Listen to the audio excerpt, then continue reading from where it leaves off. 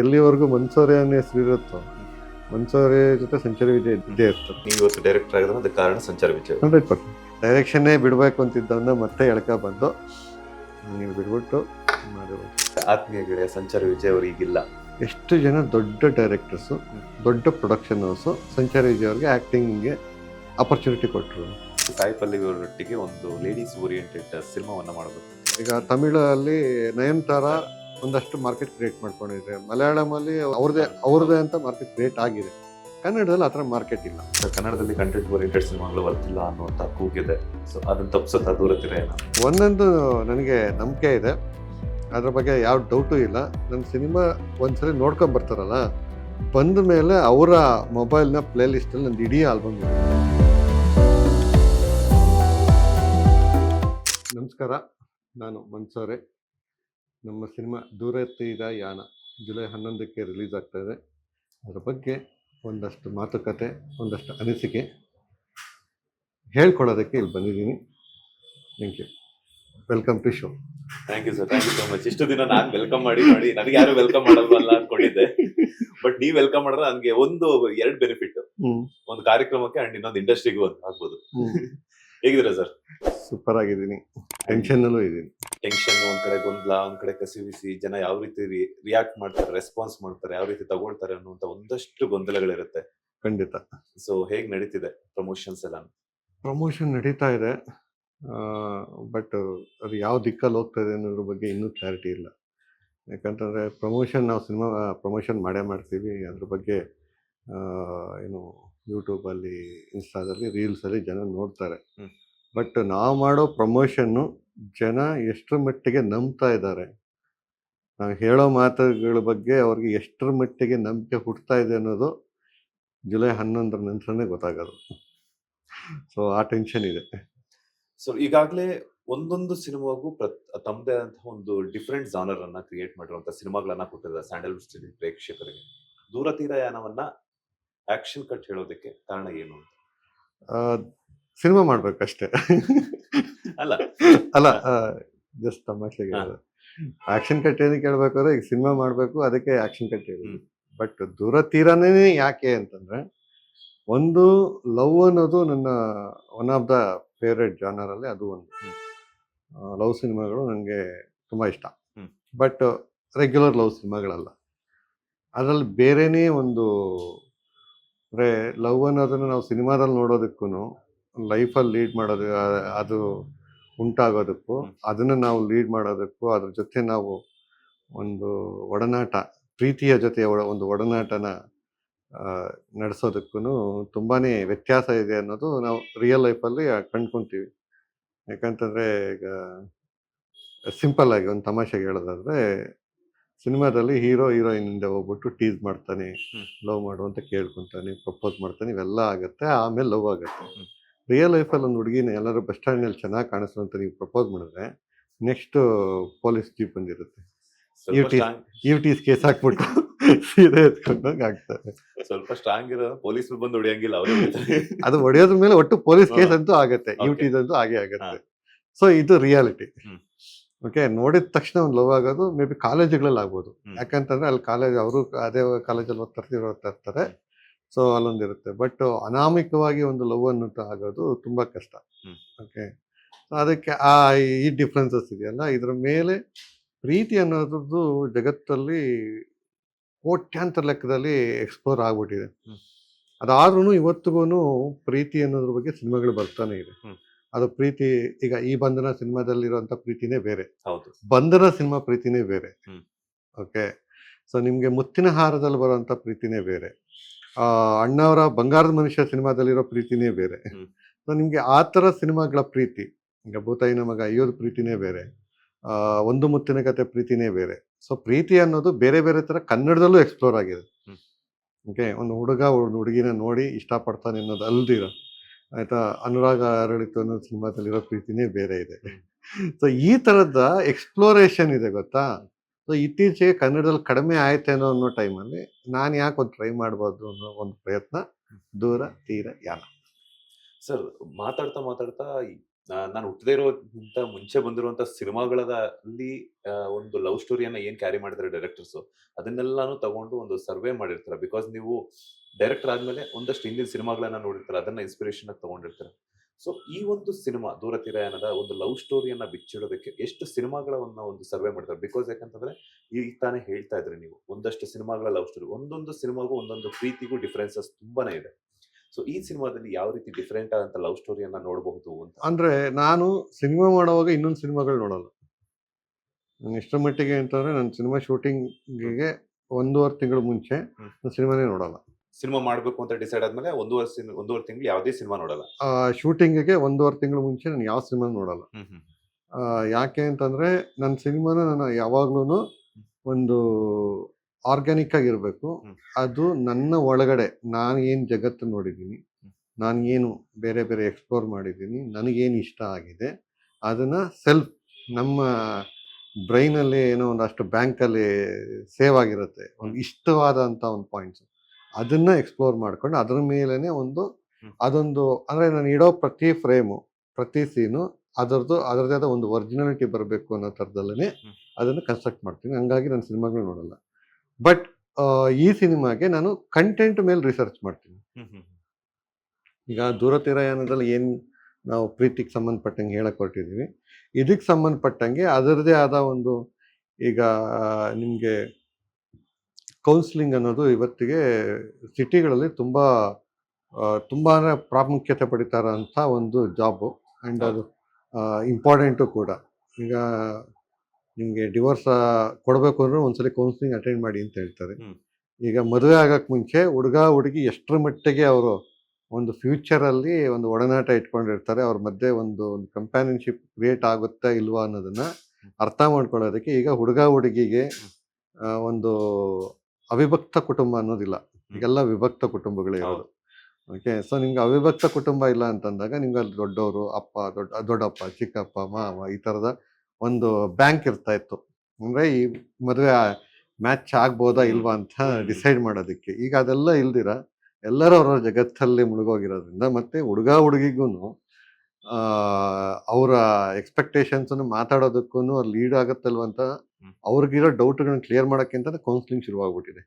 ಅದು pre marriage counselling ಅಂತ ಈ ಥರದ್ದೆಲ್ಲ ಇದೆ. ಅದ್ರ ಜೊತೆಗೆ ಈಗ ನಮ್ಮ ಕರ್ನಾಟಕನೂ ಸೇರಿ ಒಂದಷ್ಟು ಇನ್ಸಿಡೆಂಟ್ಗಳು ಬ್ರೇಕಿಂಗ್ ನ್ಯೂಸ್ ಆಗ್ತವೆ ಲವ್ಗೆ ಸಂಬಂಧಪಟ್ಟಿದ್ದು. ನೀವು ನ್ಯೂಸ್ ಪೇಪರ್ ತೆಗೆದ್ರೆ 2ನೇ ಪೇಜಲ್ಲಿ ಬರುವಂಥ ಕ್ರೈಮ್ ನ್ಯೂಸ್ಗಳಲ್ಲಿ ಈ ಲವ್ಗೆ ಸಂಬಂಧಪಟ್ಟಂಥ ಕ್ರೈಮ್ಗಳು ಬೇಜ ನಡೀತಾ ಇರುತ್ತೆ. ಸೊ ಈ ಥರ ಒಂದು ಸೊಸೈಟಿ ಇವತ್ತಿನ ಟೈಮಲ್ಲಿ ಇದೆ. ಈ ಥರದಲ್ಲಿ ಇದೆ ಅಂತಂದರೆ ಅಂದರೆ ಇನ್ನೂ ನಮ್ಮಲ್ಲಿ ಈ ಫ್ಯಾಮಿಲಿ ಕಲ್ಚರು ಒಂದು ಅಂದರೆ ಕಲ್ಚರ್ ಅಂತಂದರೆ ನಾಟ್ ಅಬೌಟ್ ರಿಲಿಜಿಯಸ್, ಅಂದರೆ ಧಾರ್ಮಿಕವಾಗಲ್ಲ, ಅಂದರೆ ಅದೊಂಥರ ಪರಂಪರೆ ಥರ ಸೊಸೈಟಿ ಜೊತೆ ಬೆಳೆದಿರೋಂಥ ಇದ್ರ ಎಲ್ಲದರ ಮಧ್ಯದಲ್ಲೂ ಪ್ರೀತಿ ಅನ್ನೋದು ಯಾವ ಕಡೆ ಲೀಡ್ ಆಗ್ತಾ ಇದೆ, ಇದ್ರ ಬಗ್ಗೆ ಒಂದಷ್ಟು ರಿಸರ್ಚು. ಅದನ್ನು ಯಾಕೆ ಇವತ್ತೇ ಇಷ್ಟಿದೆ ಅಂತಂದರೆ, ಅಂದರೆ ಇವಾಗೆಲ್ಲ ಇಷ್ಟೆಲ್ಲ ಇಟ್ಕೊಂಡು ಇನ್ನೂ ಅಪ್ಪ ಅಮ್ಮನ ಬಗ್ಗೆ ಒಂದು ಗೌರವ ಕೊಡಬೇಕು ಅನ್ನೋ ಕಲ್ಪನೆಯೂ ಇಂಡಿಯಾದಲ್ಲಿ ಇನ್ನೂ ಹಂಗೆ ಇದೆ ಇವತ್ತಿಗೂ. ಅಂದರೆ ನಿಮಗೆ ವೆಸ್ಟರ್ನ್ ಕಂಟ್ರೀಸ್ ನೋಡಿದ್ರೆ, ಇಂಡಿಯನ್ ಕಂಟ್ರೀಸ್ ನೋಡಿದ್ರೆ ಇಲ್ಲಿ ಫ್ಯಾಮಿಲಿ ವ್ಯಾಲ್ಯೂಸು ಇನ್ನೂ ಒಂದಷ್ಟು ಉಳ್ಕೊಂಡಿದೆ. ತೀರಾ ನಿಮಗೆ ಬೆಂಗಳೂರಲ್ಲಿ ನೋಡೋದಷ್ಟು ಮೆಟೀರಿಯಲಿಸ್ಟಿಕ್ಕು ಇದು ಹಳ್ಳಿಗಳಲ್ಲಿ ಇರಲ್ಲ.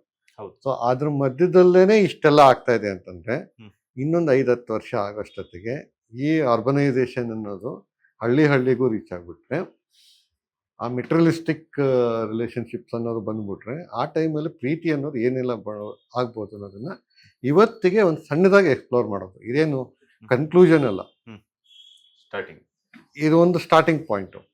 ಈಗ ಅಂದರೆ ನನ್ನ ಸಿನಿಮಾಗಳಲ್ಲಿ ಪ್ರತಿಯೊಂದರಲ್ಲೂ ಆ ಥರದ್ದು ಏನೋ ಒಂದು ರೆಲೆವೆಂಟ್ ಆಗಿರೋ ಒಂದು ವಿಷಯ ಇದ್ದೇ ಇರುತ್ತೆ.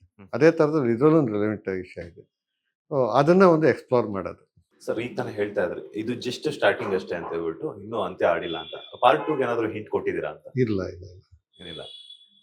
ನನ್ನ ಸಿನಿಮಾಗಳಲ್ಲಿ ಪಾರ್ಟ್ 2 ಅನ್ನೋದು ಬರೋದು ಸ್ವಲ್ಪ ಕಡಿಮೆನೆ. ಬಟ್ ಒಂದು ಯೂನಿವರ್ಸ್ ಕ್ರಿಯೇಟ್ ಆಗ್ಬೋದು, ಒಂದು ಸಿನಿಮ್ಯಾಟಿಕ್ ಯೂನಿವರ್ಸ್ ಮೇ ಬಿ ಆದ ಚಾನ್ಸಸ್ ಬರ್ಬೋದು. ಬಟ್ ಅದೂ ಈ ಸಿನಿಮಾದ ಯಶಸ್ ಮೇಲೆ ಡಿಪೆಂಡ್ ಆಗುತ್ತೆ. ಬಟ್ ಈ ಪಾತ್ರಗಳು ಇದೆಯಲ್ಲ, ಅದು ಇನ್ನೆಲ್ಲೋ ಬಂದರೂ ಬರ್ಬೋದು, ಅದು ಏನು ಎಕ್ಸ್ಪೆಕ್ಟ್ ಮಾಡೋಕ್ಕಾಗಲ್ಲ ಹಾಗೆ. ಸರ್ ಇಂಡಸ್ಟ್ರಿಗೆ ಬಂದು ದಶಕದ ಮೇಲೆ ಆಗಿದೆ. 2 ದಶಕ ಆಗೋದು. 2 ದಶಕ. ನಾನು ಮೇ ಬಿ ಒಂದಷ್ಟು ನೋಡ್ಕೊಂಡ್ ಬಂದೀನಿ. 2 ದಶಕ. ಬಟ್ ಆದ್ರೂ ಕೂಡ ಎಲ್ಲೋ ಒಂದ್ ಕಡೆ ತುಂಬಾ ಟೈಮ್ ತಗೊಳ್ತಿದ್ದಾರೆ ಮನ್ಸೂರಿ ಸರ್ ಅಂತ ಹೇಳಿ ಒಂದ್ ಸಿನಿಮಾ ಮಾಡ್ಬೇಕು ಅಂದ್ರೂ ಕೂಡ. ಇಲ್ಲ, ನಂದು 2 ದಶಕ ಆಗಿದ್ರಲ್ಲಿ 1 ದಶಕ ನಾನು ಡೈರೆಕ್ಟರ್ ಆಗ್ಬೇಕಂತ ಕನ್ಸು ಕಂಡವನಲ್ಲ. ಅವಾಗ ನಾನು ಬಂದಿದ್ದು ಸೆಟ್ ಅಸಿಸ್ಟೆಂಟ್ ಆಗಿ, ಆರ್ಟಿಸ್ಟ್ ಆಗಿ ಬಂದೆ. ಅಂದ್ರೆ ಆರ್ಟಿಸ್ಟ್ ಅಂದ್ರೆ ಆಕ್ಟಿಂಗ್ ಅಲ್ಲ, ಪೇಂಟಿಂಗ್. ಓಕೆ. ಸೊ ಸೆಟ್ಗಳಲ್ಲಿ ಪೇಂಟ್ ಮಾಡೋದು ಆ ಕೆಲಸ ಮಾಡ್ತಾ ಇದ್ದೆ. ಇಲ್ಲ ಅಂತಂದರೆ ಆರ್ಟ್ ಅಸಿಸ್ಟೆಂಟ್ ಕೆಲಸ ಮಾಡ್ತಾರೆ. ಆಮೇಲೆ ಅಸಿಸ್ಟೆಂಟ್ ಆರ್ಟ್ ಡೈರೆಕ್ಟರ್ ಆದೆ. ಆಮೇಲೆ ಆರ್ಟ್ ಡೈರೆಕ್ಷನ್ ಇದೆ. ಈ ಫಸ್ಟ್ 10 ವರ್ಷ ಅದರಲ್ಲೇ ಕಳೀತು. ಅದಾದಮೇಲೆ ಒಂದು ದಿವಸ ಏನೋ ಹಿಂಗೆ ಹುಚ್ಚು ಹತ್ಕೊಂತು ಡೈರೆಕ್ಟ್ರ್ ಆಗಬೇಕು ಅಂತ, ಡೈರೆಕ್ಷನ್ ಮಾಡಬೇಕು ಅನ್ನೋ ಒಂದು ಚಪಲ ಶುರುವಾಯಿತು. ಆ ಚಪಲದ ಮೇಲೆ ಒಂದು ಪ್ರಯತ್ನ ಮಾಡೋಕ್ಕೋ ಕೈ ಸುಟ್ಕೊಂಡು ಇಂಡಸ್ಟ್ರಿ ಬೇಡ ಅಂತ ಬಿಟ್ಟೋಗಿ, ಆಮೇಲೆ ಸಂಚಾರಿ ವಿಜಯವ್ರು ಬಂದು ಇಲ್ಲ ಇದು ನೀವು ಮಾಡಬೇಕು, ಮಾಡೋಣ ಬನ್ನಿ ಅಂತೇಳಿ ವಾಪಸ್ ಬಂದು ಇಲ್ಲಿ ಕೂರಿಸ್ಬಿಟ್ರು. ಸೊ ಹಂಗಾಗಿ ಡೈರೆಕ್ಟರ್ ಆಗಿದ್ದು. ಸೊ ಆ 10 ವರ್ಷದಲ್ಲಿ ಮೊದಲನೇ ಸಿನಿಮಾ ಕರೆಕ್ಟಾಗಿ ಇನ್ ಟೈಮಲ್ಲಿ ಆಗೋಯ್ತು. ಸೊ ನಾವು ಜನವರಿಯಲ್ಲಿ ಪ್ರೊಡ್ಯೂಸರ್ ನೋಡ್ಕೊಂಡು ಶುರು ಮಾಡಿದ್ವಿ. ಫೆಬ್ರವರಿ ಎಂಡಿಗೆ ಒಂದು ಹಂತಕ್ಕೆ ಬಂತು. ಮಾರ್ಚಲ್ಲಿ ಶೂಟಿಂಗ್ ಶುರು ಮಾಡಿದ್ವಿ. ಏಪ್ರಿಲ್ 28ಕ್ಕೆ ಶೂಟಿಂಗ್ ಕಂಪ್ಲೀಟ್ ಮಾಡಿದ್ವಿ. ಅದೇ ವರ್ಷ ಆಗಸ್ಟಲ್ಲಿ ಸೆನ್ಸಾರ್ ಆಯಿತು. ಮತ್ತು ಅದೇ ವರ್ಷ ಡಿಸೆಂಬರ್ಗೆ ಬೆಂಗಳೂರು ಫಿಲ್ಮ್ ಫೆಸ್ಟಿವಲ್ ಸ್ಕ್ರೀನಿಂಗ್ ಆಯಿತು. ಸೊ ಆ 1 ವರ್ಷ ಟೈಮ್ ಆಯಿತು. ಬಟ್ ಅದಾದಮೇಲೆ ಖಾಲಿ ತುಂಬ ಇತ್ತು. ಯಾಕಂತಂದರೆ ಒಂದೇ ಸಿನಿಮಾ ಮಾಡಬೇಕು ಅಂತ ಬಂದವನು. ನನಗೆ ಡೈರೆಕ್ಷನಲ್ಲಿ ಕಂಟಿನ್ಯೂ ಆಗಬೇಕು ಅನ್ನೋ ಯಾವ ದೂರಾಲೋಚನೆನೂ ಇರಲಿಲ್ಲ, ದುರಾಲೋಚನೆನೂ ಇರಲಿಲ್ಲ. ಯಾಕೆ ದುರಾಲೋಚನೆ ಯಾಕೆ ಅಂತಂದ್ರೆ ನಾನೇನೋ ಮಾಡ್ಬಿಡ್ತೀನಿ, ನಾನೇನೋ ಇಲ್ಲೇನೋ ಅಚೀವ್ ಮಾಡ್ಬಿಡ್ತೀನಿ, ಇಲ್ಲೇನೋ ಚಿತ್ರರಂಗದಲ್ಲಿ ಏನೋ ದೊಡ್ಡದಾಗಿ ಸಾಧನೆ ಮಾಡ್ಬಿಡ್ತೀನಿ ಅನ್ನೋದು ದುರಾಲೋಚನೆ. ಆ ಥರದ್ದೇನೂ ಇರಲಿಲ್ಲ. ದುರಾಲೋಚನೆ ನಾನು ಡೈರೆಕ್ಟರ್ ಆಗಬೇಕು, ಹಿಂಗೆ ಆಗಬೇಕು ಅನ್ನೋದು ದುರಾಲೋಚನೆ. ದುರಾಲೋಚನೆ ಅಂತಂದ್ರೆ ಅದು ನೆಗೆಟಿವ್ ಆಗಲ್ಲ. ಅಂದ್ರೆ ನಮ್ಮ ಸೆಲ್ಫಲ್ಲಿ ಏನೋ ಕಡ್ದು ಗುಡ್ಡೆ ಹಾಕ್ಬಿಡ್ತೀವಿ, ಏನೋ ಇಂಡಸ್ಟ್ರಿದು ಇಮೇಜ್ ಚೇಂಜ್ ಮಾಡ್ತೀವಿ ಅನ್ನೋ ಥರದ ಆ ಐಡಿಯಾಗಳೇನು ಇರಲಿಲ್ಲ. ಒಂದು ಸಿನಿಮಾ ಮಾಡಬೇಕು, ವಾಪಸ್ ಆ ಡೈರೆಕ್ಟ್ರು ಡೈರೆಕ್ಷನ್ನು, ನಂದು ಆರ್ಟು, ನಂದು ರೈಟಿಂಗು, ಅದರಲ್ಲಿ ನಾನು ತುಂಬ ಚೆನ್ನಾಗಿದ್ದೆ, ಹ್ಯಾಪಿಯಾಗಿದ್ದೆ. ಈಗಲೂ ಹ್ಯಾಪಿಯಾಗಿದ್ದೀನಿ, ಹಂಗಂತಲ್ಲ. But in terms of finance ವಿಷಯದಲ್ಲಿ ನೋಡೋದಾದ್ರೆ ಅಲ್ಲಿ ದುಡಿಮೆ ಚೆನ್ನಾಗಾಗ್ತಾ ಇತ್ತು. ಮತ್ತೆ ಒಂದೇ ಕೆಲಸ ಅಂತಿರ್ಲಿಲ್ಲ.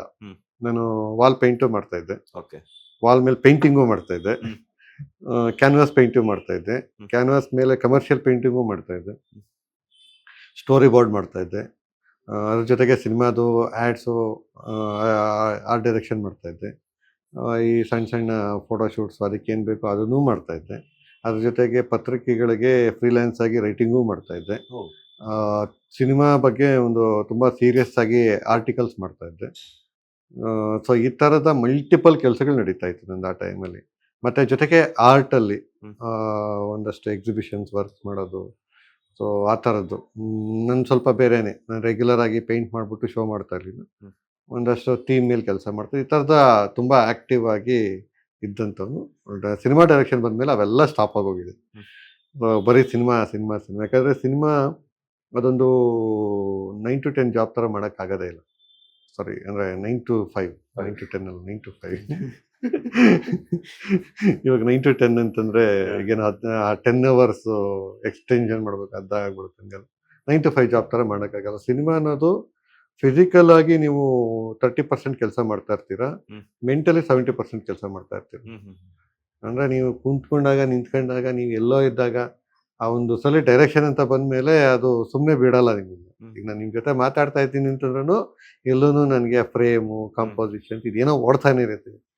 ಸೊ ಆ ಥರದ್ದು ಏನು ಬಯಕೆ ಇರಲಿಲ್ಲ. ಅದರಲ್ಲಿ ಆರಾಮಾಗಿದ್ನಲ್ಲ.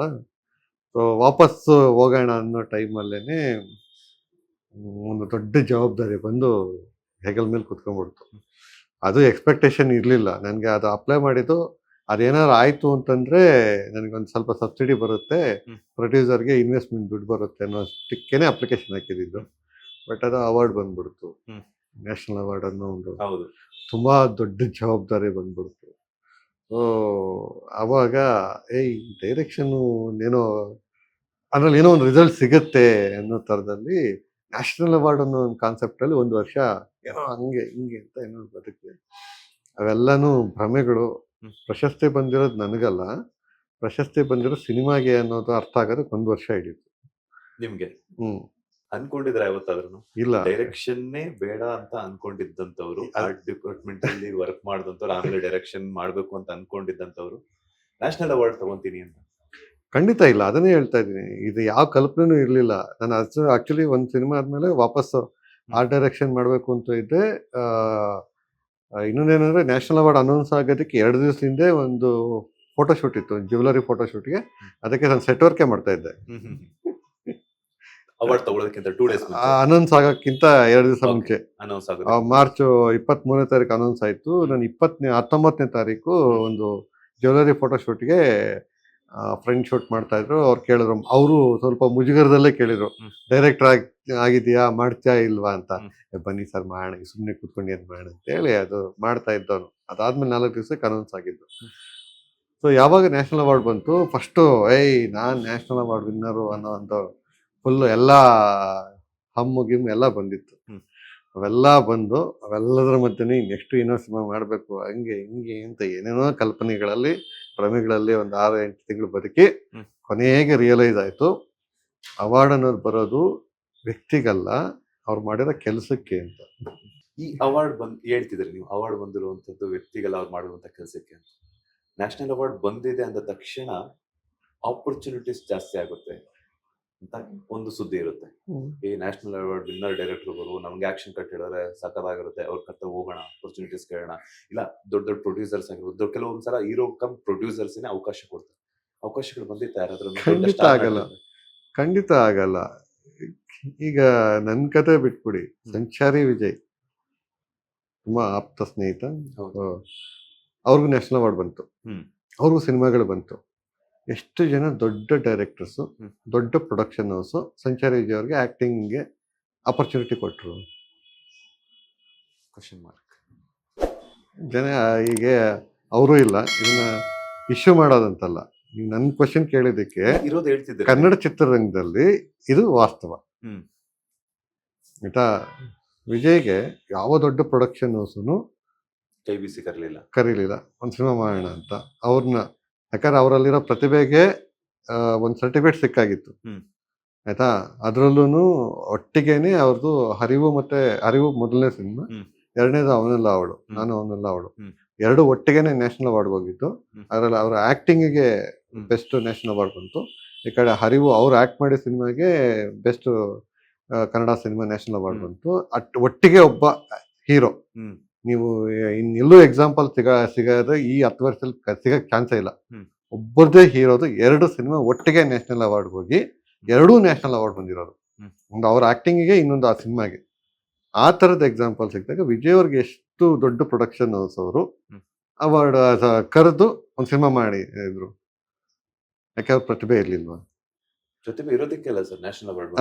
ಆದ್ರೆ ಯಾಕೆ ಆಗ್ಲಿಲ್ಲ? ಒಂದು ದೊಡ್ಡ ಪ್ರೊಡಕ್ಷನ್ ಹೌಸ್ ಅವ್ರನ್ನ ಹೀರೋ ಆಗಿಟ್ಕೊಂಡು ಅವ್ರಿಗೆ ಸಿನಿಮಾಗಳು ಮಾಡಿದ್ರು. ನ್ಯಾಷನಲ್ ಅವಾರ್ಡ್ ಬಂದ್ಮೇಲೆ ಒಂದು 15-20 ಸಿನಿಮಾ ಏನೋ ಮಾಡಿದ್ರು. ಎಲ್ಲನೂ ಹೊಸ ತಂಡ, ಮತ್ತೆ ಎಲ್ಲಾ ತರದ ಎಕ್ಸ್ಪ್ಲೋರ್ ಮಾಡಿದ್ರು. ಅವ್ರು ಮಾಡಿರೋಷ್ಟು ವಿಜಯ್ ನನ್ನ ಕಂಟೆಂಪ್ರರಿಯಲ್ಲಿ ಸಂಚಾರಿ ವಿಜಯ್ ಅವರು ಎಕ್ಸ್ಪ್ಲೋರ್ ಮಾಡ್ದಂಗೆ ಪಾತ್ರಗಳನ್ನ ಇನ್ನು ಯಾವ ನಟರು ಮಾಡಿಲ್ಲ. ದಾಸವಾಳ ಒಂದು ಫಿಸಿಕಲಿ ಚಾಲೆಂಜ್ ಕ್ಯಾರೆಕ್ಟರ್, ಅವನೆಲ್ಲ ಅವಳು. ಒಗ್ಗರಣೆಯಲ್ಲಿ ಒಂದು ಸಣ್ಣದಾಗಿ ಏನು ಈ ಕ್ಯಾರೆಕ್ಟರ್ ಮಾಡಿದ್ರು, ಏನು ಈ ಕಮ್ಯುನಿಟಿದು ವೀರ್ ಕಮ್ಯುನಿಟಿ ಕ್ಯಾರೆಕ್ಟರ್ ಮಾಡಿದ್ರು. ಅದಾದ್ಮೇಲೆ ಅವನೆಲ್ಲ ಅವಳು ಕ್ಯಾರೆಕ್ಟರ್ ಮಾಡಿದ್ರು. ಹರಿವಲ್ಲಿ ಆ ವಯಸ್ಸಿಗೆ 32, 33, 37 ಆ ಟೈಮ್ಗೆ ಅಪ್ಪನ ಕ್ಯಾರೆಕ್ಟರ್ ಮಾಡಿದ್ರು ಹರಿವಲ್ಲಿ. ಅದೇ ನಟ ಈ ಕಡೆ ಇದು ಮಾಡ್ತಾರೆ. ಅದಾದ್ಮೇಲೆ ಅವರು ಒಂದು ದೇವ್ರ ಕ್ಯಾರೆಕ್ಟರ್ ಮಾಡಿದ್ರು, ಆಯ್ತಾ, ರಿಕ್ತ ಅಂತ ಒಂದು ಸಿನಿಮಾದಲ್ಲಿ. ಅದಾದ್ಮೇಲೆ ಇನ್ನೊಂದು ಸಿನಿಮಾದಲ್ಲಿ ಒಂದು ಸೈಕೋ ಕ್ಯಾರೆಕ್ಟರ್ ಮಾಡಿದ್ರು, ಅಂದ್ರೆ ಕಿಲ್ಲರ್ ಕ್ಯಾರೆಕ್ಟರ್ ಮಾಡಿದ್ರು. ಸೊ ಅದಾದ್ಮೇಲೆ ಕುರುಡನ್ ಕ್ಯಾರೆಕ್ಟರ್ ಮಾಡಿದ್ರು. ಓಕೆ, ಅದಾದ್ರ ಮೇಲೆ ತಲೆದಂಡದಲ್ಲಿ ಒಂದು ಮೆಂಟಲಿ ಆಕ್ಚುಲಿ ಸ್ಟ್ರಾಂಗ್ ಆಗಿರುವಂತ ಮಗು ತರದ ಪಾತ್ರ, ತುಂಬಾ ಚಾಲೆಂಜ್ ಪಾತ್ರ. ಅಷ್ಟು ವೈವಿಧ್ಯಮಯ ಪಾತ್ರ ಇನ್ಯಾವ ನಟರು ಮಾಡಿಲ್ಲ. ಆದ್ರೂ ಅವ್ರಿಗೆ ಒಂದು ದೊಡ್ಡ ಸಿನಿಮಾ ಸಿಕ್ಕಿಲ್ಲ. ಸೊ ಅಂಥದ್ರಲ್ಲಿ ಒಬ್ಬ ಡೈರೆಕ್ಟರ್ಗೆ ಇಲ್ಲಿ ಎಷ್ಟು ಸಿಗ್ಬೋದು? ಬಂತು, ಇಲ್ಲ ಅಂತಲ್ಲ. ಎಲ್ಲರೂ ನಮಗೆ ಅವಾರ್ಡ್ಗೆ ಅಂತ ಸಿನಿಮಾ ಮಾಡ್ಕೊಡಿ ಅಂತ ಬಂದವರು, ಸಬ್ಸಿಡಿಗೆ ಸಿನಿಮಾ ಮಾಡ್ಕೊಡಿ ಅಂತ ಬಂದವರು ತುಂಬಾ ಜನ ಇದ್ರು. ಓಕೆ. ಬಟ್ ನಾನು ಫಸ್ಟ್ ಆಫ್ ಆಲ್ ಡೈರೆಕ್ಟರ್ ಆಗಬೇಕು ಅನ್ನೋ ಕನ್ಸಿಟ್ಕೊಂಡು ಬಂದವನೇ ಅಲ್ಲ. ಹ್ಮ್. ಅದ್ರ ಮೇಲೆ ನನಗೆ ಕತೆಗೆ ಹೇಳೋದು ಇಷ್ಟ. ಅದು ನಾನು ಪೇಂಟಿಂಗಲ್ಲೂ ಹೇಳ್ತೀನಿ, ಸಿನಿಮಾದಲ್ಲೂ ಹೇಳ್ತೀನಿ, ಒಂದು ಕತೆ ಹೇಳೇ ಹೇಳ್ತೀನಿ. ಸೊ ಅಂಥದ್ರಲ್ಲಿ ನನಗೆ ಈ ಪ್ರಶಸ್ತಿಗೆ ಅಂತಲೇ ಸಿನಿಮಾ ಮಾಡೋದು, ಈ ಏನು ಸಬ್ಸಿಡಿಗೆ ಅಂತ ಸಿನಿಮಾ ಮಾಡೋದು ಯಾವ ನಂಬಿಕೆನೂ ಇಲ್ಲ. ನನಗೆ ಬೇಡವೋ ಬೇಡ. ನಾನು ಮಾಡೋ ಸಿನಿಮಾಗೆ ಅದು ತಗೊತೀನಿ. ಅದು ನನ್ನ ಹಕ್ಕು. ಒಂದು ಸಿನಿಮಾ ಮಾಡಿ ಅದಕ್ಕೆ ನಾನು ಏನೇನು ಒಂದು ಸರ್ಕಾರದ ಏನೇನು ಸೌಲಭ್ಯಗಳಿದೆ ಅದನ್ನ ತಗೊತೀನಿ. ಯಾಕಂದ್ರೆ ಅದು ನನ್ನ ಹಕ್ಕು. ಯಾಕಂದ್ರೆ ಒಬ್ಬ ನಿರ್ಮಾಪಕರಿಗೆ ಅದು ರಿಕವರಿ ಆಗಬೇಕು. ಅದನ್ನು ತಗೊತೀನಿ ಹೊರತು ಅದಕ್ಕೋಸ್ಕರ ಅಂತಾನೆ ನಾನು ಇಲ್ಲಿ ಸಿನಿಮಾ ಮಾಡಲ್ಲ. ಸೊ ಇದು ಕ್ಲಿಯರ್. ಸೊ ಆ ಥರದ್ದು ಬಂದಾಗ ನನಗೆ ಅದು ಇಷ್ಟ ಇರಲಿಲ್ಲ. ಸೊ ನನ್ನದೇ ಒಂದು ಕತೆ ಹೇಳಬೇಕು, ನಾನು ನೋಡೋ ಜಗತ್ತಿನ ಬಗ್ಗೆನೇ ಸಿನಿಮಾ ಮಾಡಬೇಕು ಅಂತೇಳಿ ಟ್ರೈ ಮಾಡಿದ್ವಿ. ಒಟ್ಟು 2014ರಲ್ಲಿ ಹರಿವು ಮಾಡಿದ್ಮೇಲೆ 2018ರವರೆಗೂ ಖಾಲಿ ಕೂತಿದೆ. ಬರ್ತಾರೆ, ಏನೋ ಮಾಡಬೇಕು ಅಂತ ಬರ್ತಾರೆ, ಆಮೇಲೆ ಬೇರೆ ಬೇರೆ ಕಾರಣಕ್ಕೆ ಡ್ರಾಪ್ ಆಗ್ತಾರೆ. ಈ ಥರ ಆಗಿ ಕೊನೆಗೆ ಅರ್ಥ ಆಯಿತು, ನ್ಯಾಷನಲ್ ಅವಾರ್ಡ್ ಅನ್ನೋದನ್ನು ತಲೆಯಲ್ಲಿ ಇಟ್ಕೊಂಡಿದ್ರೆ ಸಿನಿಮಾ ಮಾಡೋಕ್ಕಾಗಲ್ಲ, ಅದನ್ನು ಅಲ್ಲಿ ಬಿಟ್ಕೊಡ್ಬೇಕು. ಅದು ಬಂದಿರೋದು ಆ ಸಿನಿಮಾಗೆ, ಆ ಸಿನಿಮಾದ ಒಂದು ಕತೆ ಇರ್ಬೋದು, ನಟನೆ ಇರ್ಬೋದು, ಓವರಾಲ್ ಆ ಸಿನಿಮಾ ಮಾಡಿರೋ ಇಂಪ್ಯಾಕ್ಟ್ ಇರ್ಬೋದು, ಅದಕ್ಕೆ ಒಂದು ಪ್ರಶಸ್ತಿ ಬಂದಿದೆ. ಅದು ಅಲ್ಲಿಗಿರಲಿ. ನಾವು ಮತ್ತೆ ಎಯಿಂದನೇ ಸ್ಟಾರ್ಟ್ ಮಾಡಬೇಕು, ಆ ಇಂದನೇ ಶುರು ಮಾಡಬೇಕು, 0ಇಂದನೇ ಶುರು ಮಾಡಬೇಕು. ಓಕೆ, ಈ ಥರ ಶುರು ಮಾಡಬೇಕು ಅಂತ ಶುರು ಮಾಡಿ ಮಾಡಿ ಮಾಡಿ ಪ್ರಯತ್ನ ನಾತಿ ಚರಾಮಿ 2018ರಲ್ಲಿ ಆಗುತ್ತೆ. ಅದಾದಮೇಲೆ ಕಂಟಿನ್ಯೂಸ್ ಆಗಿ ಕೆಲಸ ಮಾಡ್ತಾನೆ ಇದ್ದೀನಿ. ಯಾಕಂತಾರೆ 2019ರಲ್ಲಿ ನಾನು ಆಕ್ಟ್ 78 ಮಾಡಿದ್ದು. ಕೊರೋನಾ ಡಿಲೇ ಆಯಿತು, ಬಟ್ 2020ಕ್ಕೆ ಸಿನಿಮಾ ರಿಲೀಸ್ ಮಾಡಿದ್ದೀವಿ. 2021ರಲ್ಲಿ ಕೆಲಸ ಶುರು ಮಾಡಿದೆ. 2022ರಲ್ಲಿ ಶೂಟಿಂಗ್ ಎಲ್ಲ ಕಂಪ್ಲೀಟ್ ಮಾಡಿ 2023ರಲ್ಲಿ 19/20/21 ರಿಲೀಸ್ ಮಾಡಿದ್ದೀನಿ. ಅದಾದಮೇಲೆ ಕೆಲಸಗಳು ಮಾಡಿಕೊಂಡು ಬಂದು 2024 ದೂರತೀರನ ಶುರು ಮಾಡಿದ್ವಿ. 2025ರಲ್ಲಿ ದೂರತೀರನ ಸಿನಿಮಾ ರಿಲೀಸ್ ಮಾಡ್ತಾ ಇದ್ವಿ. ನಿರಂತರವಾಗಿ ಕೆಲಸ ಮಾಡ್ತಾನೇ ಇದ್ದೀನಿ. ಸೊ ಹಂಗಾಗಿ ಖಾಲಿ ಅಂತ ಏನೂ ಇಲ್ಲ. ಆ್ಯಕ್ಚುಲಿ ನಾತಿ ಚರಾಮಿ ಶುರು ಆದಮೇಲೆ ನಿರಂತರವಾಗಿ ಕೆಲಸ ಮಾಡ್ತಾ ಇದ್ದೀನಿ. ಕೆಲವೊಂದು ಸಿನಿಮಾಗಳು ಈಗ ಹಬ್ಬಕ್ಕೆ ಆಗಬೇಕಾಗಿತ್ತು, ಅದು ಬಡ್ಜೆಟ್ ವೈಸು ದೊಡ್ಡ ಸ್ಕೇಲ್ ಬಡ್ಜೆಟ್ಟು. ಸೊ ಆ ಕಾರಣಕ್ಕೆ ಅದು ಅಷ್ಟು ಬಡ್ಜೆಟ್ ಸಿಗಲಿಲ್ಲ. ಆ ಕಾರಣಕ್ಕೆ ಅದು ನಿಂತಿದೆ, ಮುಗಿದೋಗಿಲ್ಲ, ನಿಂತಿದೆ. ಯಾವಾಗಾದ್ರು ಪ್ರೊಡ್ಯೂಸರ್ ಸಿಕ್ಕರೆ ಅದು ಶುರುವಾಗ್ಬೋದು. ಅದಲ್ಲದೆ ಇನ್ನೊಂದು 2-3 ಸಿನಿಮಾ ಸ್ಕ್ರಿಪ್ಟ್ಗಳು ಪ್ಲ್ಯಾನ್ ಆಯಿತು. ಒಂದು ಸಾಯಿ ಪಲ್ಲೆ ಅವ್ರ ಜೊತೆ ಒಂದು ಸಿನಿಮಾ ಮಾಡಬೇಕಾಗಿತ್ತು ಪೊಲಿಟಿಕಲ್, ಅದನ್ನು ಬಡ್ಜೆಟ್ ಕಾರಣಕ್ಕೆ ನಿಂತಿದೆ. ಸೊ ನಮ್ಮಲ್ಲಿ ಏನಂತಂದರೆ ಇದು ವಾಸ್ತವ. ಇಲ್ಲಿ ಫೀಮೇಲ್ ಓರಿಯೆಂಟೆಡ್ ಮೇಲೆ ಸಿನಿಮಾ ಮಾಡಬೇಕು ಅಂತಂದರೆ ನೀವು ಆ ಕತೆ ಎಕ್ಸ್ಪೆಕ್ಟ್ ಮಾಡೋ ಅಷ್ಟು ಬಡ್ಜೆಟ್ಟು ಇಲ್ಲಿ ಮಾರ್ಕೆಟಲ್ಲಿ ಸಿಗಲ್ಲ. ಅದು ಪ್ರಾಕ್ಟಿಕಲ್ ಆಗಿ ಪ್ರೊಡ್ಯೂಸರ್ಸ್ ಇನ್ವೆಸ್ಟರ್ ಪಾಯಿಂಟ್ ಸರಿ ಇರ್ಬೋದು. ಯಾಕಂತಂದರೆ ನಮ್ಮಲ್ಲಿ ಇನ್ನೂ ಅದು ಎಕ್ಸಾಂಪಲ್ ಆಗಿಲ್ಲ. ನಮ್ಮಲ್ಲಿ ಈ ಕನ್ನಡ ಸಿನಿಮಾದಲ್ಲಿ ಕಳೆದ 20 ವರ್ಷದಲ್ಲಿ ಎಷ್ಟು ಫೀಮೇಲ್ ಓರಿಯೆಂಟೆಡ್ ಸಿನಿಮಾ 10 ಕೋಟಿ ಮೇಲೆ ಕಲೆಕ್ಷನ್ ಮಾಡಿರೋಂಥ ಎಕ್ಸಾಂಪಲ್ಸ್ ಇದೆ. ಅಂದರೆ ಒಂದು ಟೈಮಲ್ಲಿ ಈಗ ಆವತ್ತಿನ ಏನು ಡಾಲರು ರುಪಿ ವ್ಯಾಲ್ಯೂ ಲೆಕ್ಕ ಹಾಕಿದ್ರೆ ಮಲಾಶ್ರೀ ಅವ್ರ ಸಿನಿಮಾಗಳು ದುಡ್ಡು ಮಾಡಿದ್ದಾರೆ. ಓಕೆ, ಪ್ರೇಮ ಅವರು ಯಾವುದೋ ಒಂದು 2-3 ಅವರೇ ಫಿಮೇಲ್ ಓರಿಯೆಂಟೆಡ್ ಮಾಡಿದ್ರು, ಅವು ದುಡ್ಡು ಮಾಡಿದ್ರು. ಬಟ್ ಅದಾದಮೇಲೆ ಒಂದು 20 ವರ್ಷ, ಯಾಕಂದ್ರೆ ನಾನು 2004ರಲ್ಲಿ ನಾನು ಇಂಡಸ್ಟ್ರಿಗೆ ಬಂದಿದ್ದು. ಅದಾದಮೇಲೆ ನಾನು ಅಬ್ಸರ್ವ್ ಮಾಡೋದಾದ್ರೆ ದೊಡ್ಡ ಮಟ್ಟದಲ್ಲಿ ದುಡ್ಡು ಮಾಡೋದಂಥ, ಈಗ ನೀವು ಈ ವಿಷಯದಲ್ಲಿ ಕಮರ್ಷಿಯಲ್ ಪಾಯಿಂಟಲ್ಲಿ ಬೇರೆ ಭಾಷೆನ ಎಕ್ಸಾಂಪಲ್ ತಗೊಳ್ಳೋದಾದ್ರೆ ಅಲ್ಲಿ ಅನುಷ್ಕಾ ಶೆಟ್ಟಿ ಅವ್ರದ್ದು ಅರುಂಧತಿ ಆಗ್ಬೋದು, ಅದಾದಮೇಲೆ ಇನ್ನೊಂದು ಯಾವುದೋ ಒಂದು ಸಿನಿಮಾ ಬಂತು ಅದಾಗ್ಬೋದು. ಅವರು ಫಿಮೇಲ್ ಓರಿಯೆಂಟೆಡ್ ಅಲ್ಲೂ ಅವರು ಅವ್ರದ್ದೇ ಆದ ಒಂದು ಮಾರ್ಕೆಟ್ನ ಕ್ರಿಯೇಟ್ ಮಾಡ್ಕೊಂಡಿದ್ದಾರೆ. ಈಗ ತಮಿಳಲ್ಲಿ ನಯನತಾರ ಒಂದಷ್ಟು ಮಾರ್ಕೆಟ್ ಕ್ರಿಯೇಟ್ ಮಾಡ್ಕೊಂಡಿದ್ದಾರೆ. ಮಲಯಾಳಮಲ್ಲಿ ಅವರು ಒಂದಷ್ಟು ಜನ ಆಕ್ಟರ್ಸ್ ಪಾರ್ವತಿ ಮೇನನ್ ಅವ್ರದ್ದೇ ಅಂತ ಮಾರ್ಕೆಟ್ ಕ್ರಿಯೇಟ್ ಆಗಿದೆ. ಕನ್ನಡದಲ್ಲಿ ಆ ಥರ ಮಾರ್ಕೆಟ್ ಇಲ್ಲ. ಇಲ್ಲಿ ಏನಿದ್ರು ಹೀರೋ ಜೊತೆ ಹೀರೋಯಿನ್ ಅಷ್ಟೇ ಹೊರತು ಹೀರೋಯಿನ್ಗೆ ಅಂತಾನೆ ಒಂದು ಮಾರ್ಕೆಟ್ ಅಂತ ಇಲ್ಲ. ಆ ಥರ ಮಾಲಾಶ್ರೀ ಅವರು, ಪ್ರೇಮ ಅವರು ಆದಮೇಲೆ ಬಹುಶಃ ಟ್ರೈ ಮಾಡಿದ್ದಾರೆ. ಕನ್ನಡದಲ್ಲಿ ಯಾವುದೋ ಟ್ರೈಯೇ ಮಾಡಿಲ್ಲ ಅಂತೇನಿಲ್ಲ. ಈಗ ಅದಿತಿ ಪ್ರಭುದೇವರು ಒಂದು 2-3 ಸಿನಿಮಾ ಇಂಡಿಪೆಂಡೆಂಟಾಗಿ ಮಾಡಿದ್ರು, ಹರಿಪ್ರಿಯ ಅವರು ಮಾಡಿದ್ರು, ಆಮೇಲೆ ರಾಗಿಣಿಯವರು ಮಾಡಿದ್ರು. ಈ ಥರ ಟ್ರೈ ಮಾಡಿದ್ದಾರೆ. ಬಟ್ ಅದು ಕಮರ್ಷಿಯಲ್ ಆಗಿ ಮಾರ್ಕೆಟಲ್ಲಿ ಒಂದು ಗ್ಯಾರಂಟಿ ಕ್ರಿಯೇಟ್ ಮಾಡಿಲ್ಲ. ಓಕೆ, ಫೀಮೇಲ್ ಮೇಲೆ ಇನ್ವೆಸ್ಟ್ ಮಾಡಿದ್ರೆ ಇಷ್ಟು ಇದಕ್ಕೆ ಅಂತಲೇ ಒಂದು ಮಾರ್ಕೆಟ್ ಇದೆ ಅನ್ನೋದು. ಸೊ ಆ ಎಕ್ಸಾಂಪಲ್ಸ್ ಇಲ್ಲದೆ ಇರೋವಾಗ ನಾವು ಅದಕ್ಕಿಂತ ದೊಡ್ಡದಾಗಿ ಒಂದು ಪೊಲಿಟಿಕಲ್ ಥ್ರಿಲ್ಲರ್ಸು, ಒಂದು ಪೀರಿಯಾಡಿಕ್ ಸಿನಿಮಾಗಳನ್ನ ಮಾಡಬೇಕು ಅಂತಂದರೆ ಬಡ್ಜೆಟ್ ಸಿಗೋದು ಕಷ್ಟ. ಹಂಗಾಗಿ ಅದು ಹೋಲ್ಡಲ್ಲಿದೆ. ಗೊತ್ತಿಲ್ಲ ಫ್ಯೂಚರಲ್ಲಿ ಏನು ಬೇಕಾದ್ರೂ ಆಗ್ಬೋದು. ಕೊರೋನಾ ಎಕ್ಸ್ಪೆಕ್ಟ್ ಮಾಡಿದ್ರು, ಹಾಗೆ ಬಂದ್ಬಿಡ್ತು. ಆ ಥರ ಬಂದರೆ ಆ ಸಿನಿಮಾಗಳಾಗತ್ತೆ. ಬಟ್ ಅದು ಬಿಟ್ಟರೆ ಸಿನಿಮಾಗಳಂತೂ ಕೆಲಸ ಅಂತೂ ಕಂಟಿನ್ಯೂಸ್ ಆಗಿ ಮಾಡ್ತಾನೆ ಇದ್ದೀನಿ. ಅದರಲ್ಲೂ ಡಿಕ್ರಿಯೇಷನ್ ಜೊತೆ 3 ಸಿನಿಮಾ ಬ್ಯಾಕ್ ಟು ಬ್ಯಾಕ್ ಮಾಡ್ತಾನೆ ಇದ್ದೀನಿ.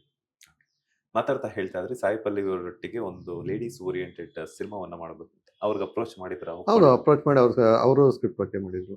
ಓಕೆ ಅಂದಿದ್ರ? ಹ್ಮ್ ಬಟ್ ಬಜೆಟ್ ಪ್ರಾಬ್ಲಮ್ ಇಂದ ಇದಾಗಿರೋ. ಬಜೆಟ್ ಪ್ರಾಬ್ಲಮ್ ಅಂತಂದ್ರೆ ನನಗೆ ಅದು ಅವ್ರ ಕಡೆಯಿಂದ ಪ್ರಾಬ್ಲಮ್ ಅಲ್ಲ, ಇದು ನನ್ನ ಕಡೆಯಿಂದ ಅಷ್ಟು ಇನ್ವೆಸ್ಟ್ಮೆಂಟ್ ನಾನು ಅಸೆಂಬಲ್ ಮಾಡಕ್ ಆಗ್ಲಿಲ್ಲ. ಅದೇ ಕರ್ನಾಟಕದಲ್ಲಿ ಸಾಕಷ್ಟು ಜನ ಪ್ರೊಡ್ಯೂಸರ್ಸ್ ಇದಾರೆ, ಅವ್ರಿಗೆ ಏನಾದ್ರು ಅಪ್ರೋಚ್ ಮಾಡಿದ್ರ ಈ ತರ ಹಿಂಗಿದೆ ಈ ತರ ಸಾಯಿ ಪಲ್ಲವಿ ಅವ್ರನ್ನ ಕನ್ನಡ ಕರ್ತಾರೆ? ಈಗ ನಾನು ಆ ವಿಷಯ ಹೇಳೋದ್ರಿಂದ ಅದು ಸುಮ್ಮನೆ ಬೇರೆ ತರದ ದಾರಿ ಆಗತ್ತೆ. ಪ್ರಯತ್ನ ಮಾಡಿರಲ್ಲ ಅಂತ ಹೇಗೆ ಅನ್ಕೊಳ್ತೀರಾ? ಮಾಡಿರ್ತೀವಿ. ಈಗ ನಾನು ಹೇಳಕ್ ಆಗಲ್ಲ ಅಷ್ಟೇ. ಅಲ್ಲ, ನಿರ್ದೇಶಕರಂದ್ಮೇಲೆ ಆ ಸ್ಕ್ರಿಪ್ಟ್ ಅನ್ನ ರೆಡಿ ಮಾಡ್ಕೊಂಡು ಅದಕ್ಕೆ ಆದಂತಹ ಒಂದಷ್ಟು ತಿಂಗಳುಗಳ ಕಾಲ ಟೈಮ್ ಮೀಸಲಿಡ್ಸಿರ್ತೀರ. ಹೋಗ್ಬಿಟ್ಟು ಪರಭಾಷೆಯಲ್ಲಿ ನಿಂತಿರುವಂತ ಒಬ್ಬ ನಟಿಮಣಿಗೂ ಕೂಡ ಅಪ್ರೋಚ್ ಮಾಡಿರ್ತಾರೆ. ಅದಾದ ನಂತರ ಬಡ್ಜೆಟ್ ಪ್ರಾಬ್ಲಮ್ ಆಗಿ ಇದು ಮಾಡಿ ನಿಮ್ ಪ್ರಯತ್ನ ನೀವು ಮಾಡಿರ್ತೀರಾ, ಬಟ್ ಏನಾದ್ರು ರೆಸ್ಪಾನ್ಸ್ ಸಿಕ್ಕಿತ್ತಾ ಅಂತ? ಅಲ್ಲ, ನನ್ಗೆ ಅದೇ ಇದನ್ನ ಇಷ್ಟ್ರಲ್ಲಿ ಮಾಡೋದಾದ್ರೆ ಮಾಡ್ಬೋದು ಅಂತ ಹೇಳ್ತಾರೆ ಹೊರತು ಆ ಸಿನಿಮಾ ಕತೆ ಏನ್ ಕೇಳ್ತಾರೆ ಅದಕ್ಕೆ ಸೊ ಅದೊಂಥರ ಮ್ಯೂಚುವಲ್ ಆಗೇನೆ. ಯಾರು ಏನು ನನಗೆ ನೀನ್ ಯಾಕೆ ಮಾಡ್ತೀಯ ಆ ಥರದ್ದು ಏನೂ ಆಗಿಲ್ಲ. ಅದನ್ನ ಅದೇನೋ ಹೇಳ್ತೀವಲ್ಲ, ಎಲ್ಲ ಕೂಡಿ ಬರ್ಬೇಕು ಅಂತ ಕೂಡಿ ಬರ್ಲಿಲ್ಲ ಅಷ್ಟೇ. ಬಟ್ ಸಾಯಿ ಪಲ್ಲವಿ ಅವ್ರ ಕತೆ ಓಕೆ ಮಾಡಿದ್ರು. ಸರ್, 4 ವರ್ಷಗಳ ಕಾಲ ಒಂದಷ್ಟು ಗ್ಯಾಪ್ ಅನ್ನ ತಗೊಳ್ತೀರಾ ನ್ಯಾಷನಲ್ ಅವಾರ್ಡ್ ವಿನ್ ಆದ್ಮೇಲೆ. ಆ 4 ವರ್ಷಗಳ ಜೀವನ ಹೇಗಿತ್ತು ಸರ್? ತುಂಬಾ ಅದ್ಭುತವಾಗಿತ್ತು. ಅದನ್ನು ನಗಾಡ್ಕೊಂಡು ಹೇಳ್ತೀರಲ್ಲ ಸರ್. ತುಂಬಾ ಅದ್ಭುತವಾಗಿತ್ತು. ಎಲ್ಲಿವರೆಗೂ ಅಂದ್ರೆ ಯಾಕಂದ್ರೆ ಸಿನಿಮಾಗೆ ಬಂದು ಅನ್ನೋಷ್ಟು ಬೇಸರ. ಅದ್ಭುತವಾಗಿತ್ತ? ಅಷ್ಟು ಅದ್ಭುತವಾಗಿತ್ತು. ಸೊ ಲಕಿಲಿ ಒಂದು ನನ್ನ ಸುತ್ತಮುತ್ತ ಒಂದಷ್ಟು ಒಳ್ಳೆ ಮನಸ್ಸುಗಳಿದಾವೆ. ಸಂಚಾರ ವಿಜಯ್, ಹರಿಪ್ರಕಾಶ್ ಅಂತ ಒಬ್ಬ ನನ್ನ ಫ್ರೆಂಡ್, ತುಂಬಾ ಹಳೆ ಫ್ರೆಂಡು, ಜೊತೆಗೆ ಫ್ಯಾಮಿಲಿ, ಇನ್ನೊಂದು 2-3 ಜನ ಆ ಖಾಲಿ ಇರೋ ಟೈಮಲ್ಲೂ ನನ್ನನ್ನು ಏನು ಆ ಕಾನ್ಫಿಡೆನ್ಸ್ ಕಳೆದೋಗ್ದಿರ ಪ್ರಯತ್ನ ಮುಂದುವರ್ಸೋದಕ್ಕೆ ಬೇಕಾಗಿರೋಷ್ಟು ನನಗೆ ಊಟ ತಿಂಡಿ ಎಲ್ಲ ಥರದಲ್ಲೂ ಅವರು ಜೊತೆಲಿದ್ದು ಮುಂದಕ್ಕೆ ನಡೆಸಿದ್ರು. ಹಂಗಾಗಿ ನಾತಿಚರಾಮಿಯಿಂದ ಇಲ್ಲಿವರೆಗೂ ನನ್ನ ಸ್ಟಾಪ್ ಓಡೋ ಥರ ಆಯ್ತು. ಇಲ್ಲೊಂದ್ ಕಡೆ ಆತ್ಮೀಯ ಗೆಳೆಯ ಸಂಚಾರ ವಿಜಯ್ ಅವರು ಈಗಿಲ್ಲ, ಎಷ್ಟು ನೆನಪಲ್ಲಿದ್ದಾರೆ. ನೆನಪಲ್ಲಿದ್ದಾರೆ. ಅವ್ರು ನನ್ನ ಜೊತೆ ಯಾವಾಗಲೂ ಇರ್ತಾರೆ. ಭೌತಿಕವಾಗಿಲ್ಲ ಅಷ್ಟೇ. ಅಂದ್ರೆ ನಾನು ಕಾಲ್ ಮಾಡಿದ್ರೆ ಅವ್ರು ಪಿಕ್ ಮಾಡಕ್ ಅವ್ರಿಲ್ಲ ಅನ್ನೋದು ಬಿಟ್ರೆ ಅವ್ರಿದ್ದಾರೆ. ಅವ್ರ ಸಪೋರ್ಟ್ ಅಂತೂ ಇದ್ದೇ ಇರುತ್ತೆ. ಅವ್ರು ಇರ್ಲೇಬೇಕು. ಯಾಕಂತಂದ್ರೆ ಎಲ್ಲಿವರೆಗೂ ಮನ್ಸೂರೆ ಅನ್ನೋ ಹೆಸರು ಇರುತ್ತೋ, ಮನ್ಸೂರೆ ಜೊತೆ ಸಂಚಾರ ವಿಜಯ್ ಇದ್ದೇ ಇರ್ತಾರೆ. ಸರ್, ಅವ್ರು ಹೆಂಗ್ ಪರಿಚಯ ಆದ್ರು ಸರ್? ತುಂಬಾ ಲಾಂಗ್ ಸ್ಟೋರಿ ಇದೆ. ಆಕ್ಚುಲಿ ಅದು ಒಂದು ನಮ್ಮ ಫ್ರೆಂಡು ಸಂತೋಷ್ ಕೊಡಂಕೇರಿ ಅಂತ, ಅವರೊಂದು ಸಿನಿಮಾಗೆ ಆಡಿಷನ್ ಮಾಡ್ತಾ ಇದ್ರು. ನಾನು ಆ ಸಿನಿಮಾಗೆ ಎಲ್ಲ ಥರದ ಪ್ರೊಡಕ್ಷನ್ನು, ಡೈರೆಕ್ಷನ್ ಎಲ್ಲ ಥರದಲ್ಲೂ ಅವ್ರಿಗೆ ಹೆಲ್ಪ್ ಮಾಡ್ತಾ ಇದ್ದೆ. ಆ ಟೈಮಲ್ಲಿ ಆ ಸಿನಿಮಾದ ಆಡಿಷನ್ ಬಂದವರು ವಿಜಯ್ ಕುಮಾರ್ ಬಿ. ಸಂಚಾರಿ ವಿಜಯ್ ಇಲ್ಲ, ವಿಜಯ್ ಕುಮಾರ್ ಬಿ ಅಲ್ಲಿ ಬಂದಿದ್ದು. ಅವರು ಮಾಡ್ಬೇಕಂತ ಸಿನಿಮಾ ಕಾರಣಾಂತರಗಳು ನಿಂತೋಯ್ತು. ಆ ಟೈಮಲ್ಲಿ ನಂದು ಹರಿವು ಸ್ಕ್ರಿಪ್ಟ್ ರೆಡಿ ಮಾಡಿ ಇಟ್ಟಿದ್ದೆ. ಸೊ ಒಂದು ಹುಚ್ಚು ತಯಾರದಲ್ಲಿ ಶುರು ಮಾಡ್ಬೋಣ ಅಂತೇಳಿ ಯಾರು ಮಾಡಿದ್ರೆ ಚೆನ್ನಾಗಿರುತ್ತೆ ಅಂದಾಗ ಸಂಚಾರಿ ವಿಜಯ್ ಅವ್ರದ್ದು ಆಡಿಷನ್ ನಾನೇ ತಗೊಂಡಿದ್ದೆ.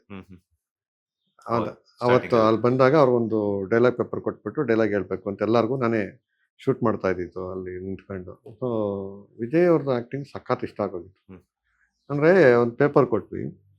ಪೇಪರ್ ಕೊಟ್ಟರೆ ಇದು ಏನು ಇದು ಎಮೋಷನ್ ಏನು, ಈ ಥರದ ಒಂದು ಸೀನ್ ಇರುತ್ತೆ ಇಲ್ಲಿ, ಈ ಥರದ ಎಮೋಷನ್ ಸರಿ ಅಂತ ನಾರ್ಮಲ್ ಆಗಿ ಈಗ ನೀವು ನಮ್ಮ ಜೊತೆ ಹೆಂಗೆ ಮಾತಾಡ್ತಾರೆ ಅದೇ ಥರ ಮಾತಾಡಿದ್ರು. ಆ ಕಡೆ ಹೋಗ್ಬಿಟ್ಟು ಇಲ್ಲಿ ಕ್ಯಾಮ್ರಾ ಇಟ್ಟಿದ್ದೆ. ಅಲ್ಲಿ ಗೋಡೆ ಹತ್ರ ಹೋಗಿ ನಿಂತ್ಕೊಂಡ್ರು. ಗೋಡೆ ಹತ್ರ ನಿಂತ್ಕೊಂಡವರು 1 ನಿಮಿಷ ಅಂತ ಹೇಳ್ಬಿಟ್ಟು ಆ ಕಡೆ ಟರ್ನ್ ಆದರು. ಟರ್ನ್ ಆಗಿಬಿಟ್ಟು ಒಂದು 20 ಸೆಕೆಂಡ್ 30 ಸೆಕೆಂಡ್ ಹಿಂಗೆ ಟರ್ನ್ ಆದರೆ ಕಣ್ಣು ಫುಲ್ ನೀರು ತುಂಬ್ಕೊಂಡಿದೆ. ಒಂದು 20 ಸೆಕೆಂಡ್ ಅಷ್ಟೇ ಕಣ್ಣು ಫುಲ್ ತುಂಬ್ಕೊಂಡಿದ್ದೆ. ಅಲ್ಲಿವರೆಗೂ ಮಾತಾಡಿದ ವಾಯ್ಸ್ ಇಲ್ಲ.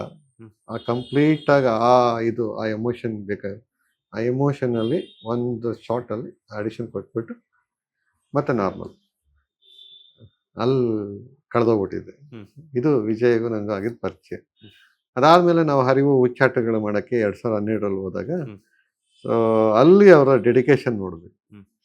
ಹೇಗೆ ಅಂತಂದರೆ ಬೆಳಗ್ಗೆ ಬಂದು ಮೇಕಪ್ ಹಾಕ್ಕೊಂಬಿಟ್ರೆ ಸಂಜೆ ಮೇಕಪ್ ತೆಗೆದು ಪ್ಯಾಕಪ್ ಹೇಳೋವರೆಗೂ ಅವ್ರ ಕ್ಯಾರೆಕ್ಟರ್ನ ಆಚೆ ಬರ್ತಾ ಇರಲಿಲ್ಲ. ಅಷ್ಟು ಸಂಚಾರ ವಿಜಯ್ ಸಖತ್ ಜಾಲಿ ಮನುಷ್ಯ, ಸಖತ್ ಖುಷಿಯಾಗಿ ಹ್ಯಾಪಿಯಾಗಿ ಎಲ್ಲರಿಗೂ ಜೋಕ್ ಮಾಡ್ಕೊಂಡು ಇರ್ತಾರೆ. ಅದೇ ಒಂದ್ಸಲ ಆ ಮೇಕಪ್ ಹಾಕ್ಬಿಟ್ರೆ ಆ ಕ್ಯಾರೆಕ್ಟ್ರಲ್ಲಿ ಯಾರ ಜೊತೆ ಮಾತಾಡ್ತಾ ಇರಲಿಲ್ಲ.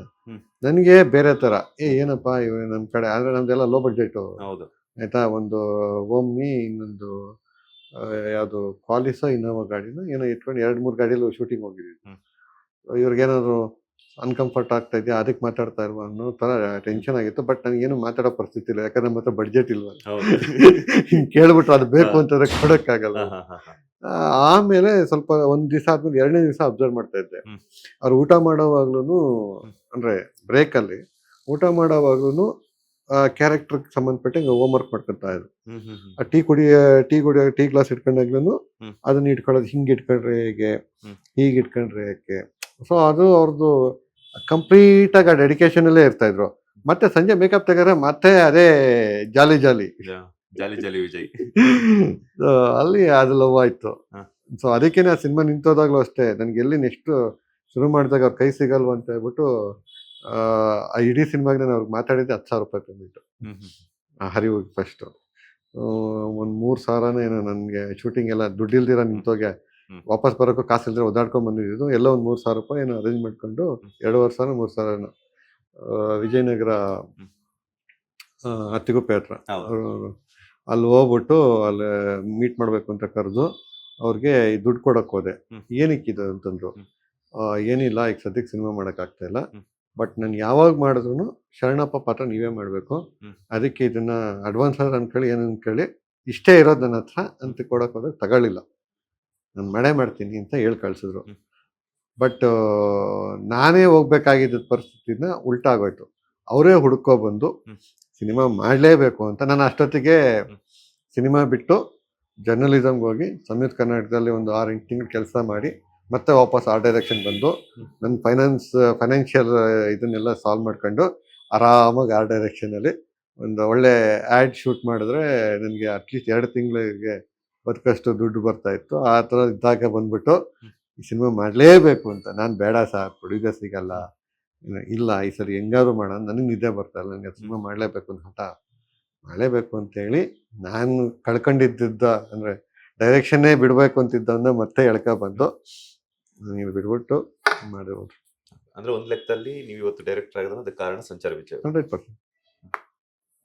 100%. ಅದ್ರಲ್ಲಿ ಒಂದು ಲೆಕ್ಕದಲ್ಲಲ್ಲ, 100%. 100% ಅಷ್ಟೇ. ಮತ್ತೆ ದೂರ ತೀರಯಾನ ತುಂಬಾ ಸಾಕಷ್ಟು ವಿಚಾರಗಳು. ನಾನು ಏನಕ್ಕೆ ಅಂತಂದ್ರೆ ಬಿಕಾಸ್ ನಾನು ಮೀಡಿಯಾ ಬಂದಾಗ್ಲೂ ಕೂಡ ನಾನು ವಿಜೆ ಆಗಿದ್ದೆ ಅವರು ಈ ತರ ಎಲ್ಲ ಆದಾಗ.